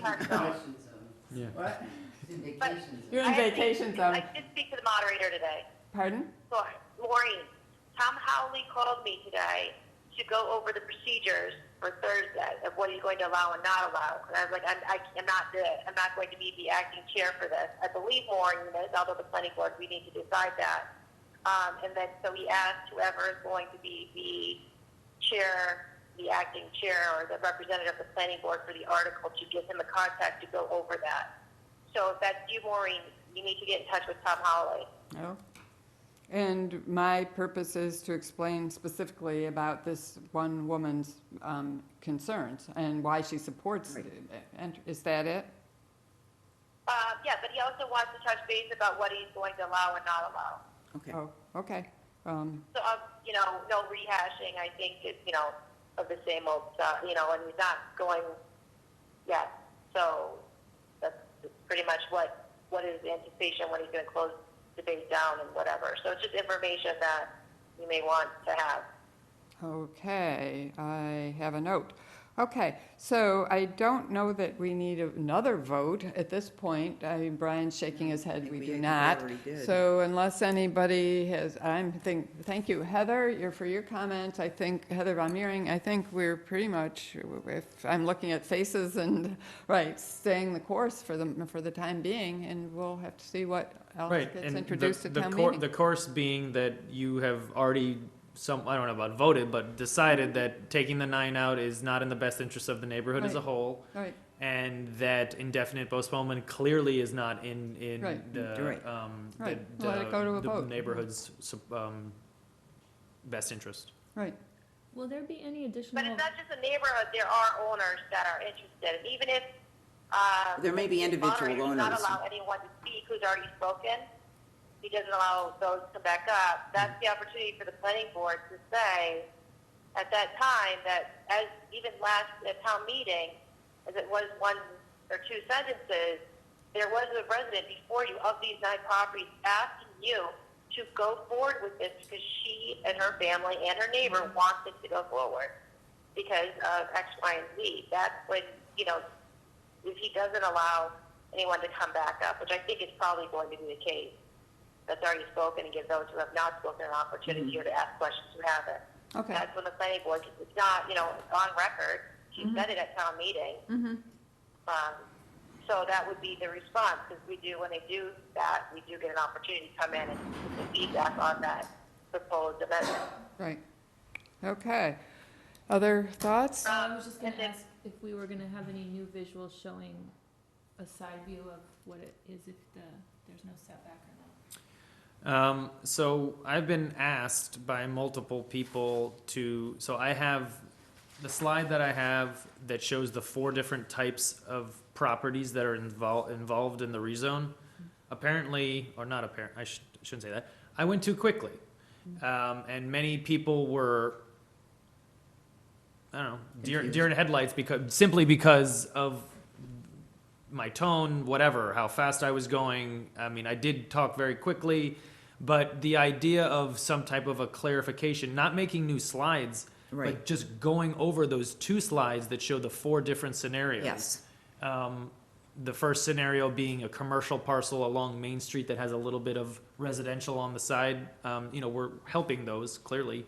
But not many people even understood that we were helping commercial parcels on Main Street. So getting just deeper into that, I think is, and all that is explaining what the rezone is doing. But is that in order? No. Usually that's not, the board presents and we're done unless someone would have to ask a question. So We could plant a question. Well, who's planting? I mean, I don't know about exactly how to go about that, but people clearly still have questions. There's no doubt that they still have questions because they're still confused. I think it's confusing for Yes. people still. We all agree. Especially the residential setback thing. We're I don't agreed. think that was obvious to people. No, 100%. Even when I first looked at the picture, I was 100%. And sure. going over this with people in my office since Thursday, several people have been like, they just, the light bulb went off. And it was That's why I keep thinking section. Since you're the one in the house office in a- hearing what's from the community, I'm acting as a political body. You're acting as a reporter. It's a somewhat different. Would you contact the moderator and just or email and just say, I've been getting a lot of questions. There seems to be some desire Confusion from of- members, I assume they're of the town meeting, or maybe they're not, but just members, no, citizens. members of town meeting. I mean, I think even, For a presentation time? not even, honestly, it's those 2 slides. It's not, I mean, just going over the 2 That's slides, 5 minutes at least. no, it wasn't even 5 minutes. Wasn't I did even. my entire thing in 5 No, minutes. no, no. That's what I'm saying. It's like 2 minutes. So I'm just asking about procedurally. I can just talk. I can talk to think- the moderator and say that I've had a lot of That would- town That's the meeting best way members to do it, I think. If I specifically say that, confused it's with a my very presentation. It's a different kind of a request if it comes from you. I will It's just more ask like- I've been essentially asked for, instead of on the floor of town meeting, I've been asked in my office Right. on Friday and today. I'm not You know, surprised. and it's not a ton. I'm not saying 20 people came to me, but don't it was know. the same exact question. Well, and for interestingly, a I'm number of getting a different people. bunch of emails, but they're coming to me at home on my home email address and from people in the town meeting. And I'm saying, I'm Right. not, oh, they are? Yeah, So I think well, there's clearly enough confusion that it makes sense for me to go up there and try to clear it up for a few minutes. I don't think, Yeah, because I think you can do that fairly easily and with a great deal of clarity. Yeah, yeah. No, that's not, we all agree. It's just a matter I of agree. who's asking the agree. moderator. So change I don't the want to, presentation. I don't want to, yeah. Okay, I really think that a section. Can I add one thought to that? okay, and then we're going to stop thinking. Brian, so one thing that came clear, because I am reading and reading everything that's on the political page, but as been advised by town clerk, we're not supposed to be commenting on it, on the topic that we're bringing to town meeting. But in the comments, it is very clear that they do not understand what 150 feet is. And so, and how deep that is in the neighborhood. The plan doesn't show it to scale, and there's no really way to show the pictures of how big 150 feet is. So like, for example, like I said, 150 feet, half a football field. Exactly. Stop and Shop. That's 150 feet. That's how deep Stop and Shop is, 150 feet. The parking lot? Like, so it's really important to know how big that is. Most of the lots in the Center Business District are not 150 feet. That's right. They're like No, I 50 feet. think that's a big issue that people are not understanding is how deep 150 feet is into this neighborhood. Because It's they think not, we're limiting the you know, commercial just, potential. and 844 was not joining the additional 50 feet behind it. That was just a front-facing lot. That's 84 feet deep building. Now add another 50 on top of that, right? So that people aren't understanding. They think that, oh, we'll just get more of that. That's okay. We can handle that. But that actually is not the 150 feet deep. That's only 84 feet deep. Does that make sense? And that's not coming across, and people don't understand exactly that up to 150 feet that would be going into the neighborhoods, and that's what we're trying to. But that actually has not happened. The 150 feet building has not happened yet, but it's at a high risk right now. How long is the And we fence? know that canal's getting hit. Okay. So I just want to make sure No, everyone's thank very you, clear Heather. that No, they you're, understand that. yeah. Yep, that's helpful. No, they're big, they're big. Thank you. So you're So- suggesting Brian puts that in his new slide, right? Like a picture of what that is? Of what 150 feet looks like? Yeah. Show them half a football field. I think actually all you need to do is say half a football field. I think that'll give people a, yeah. People's get half a football field is 150 feet. That's huge. That's right. Yeah. Go take a picture of McCall. Stop, Half the so football just, field of McCall. Heather, just so you're aware, Stop and Shop is inordinately larger than 150 feet. Thank you. The building itself. The- Measure the building. I the measured building- it on the, Yeah, You mean the front face of it? the front face of it, no, front to back. front to back, is it's close to 6. It's like 500 feet. How big is the building?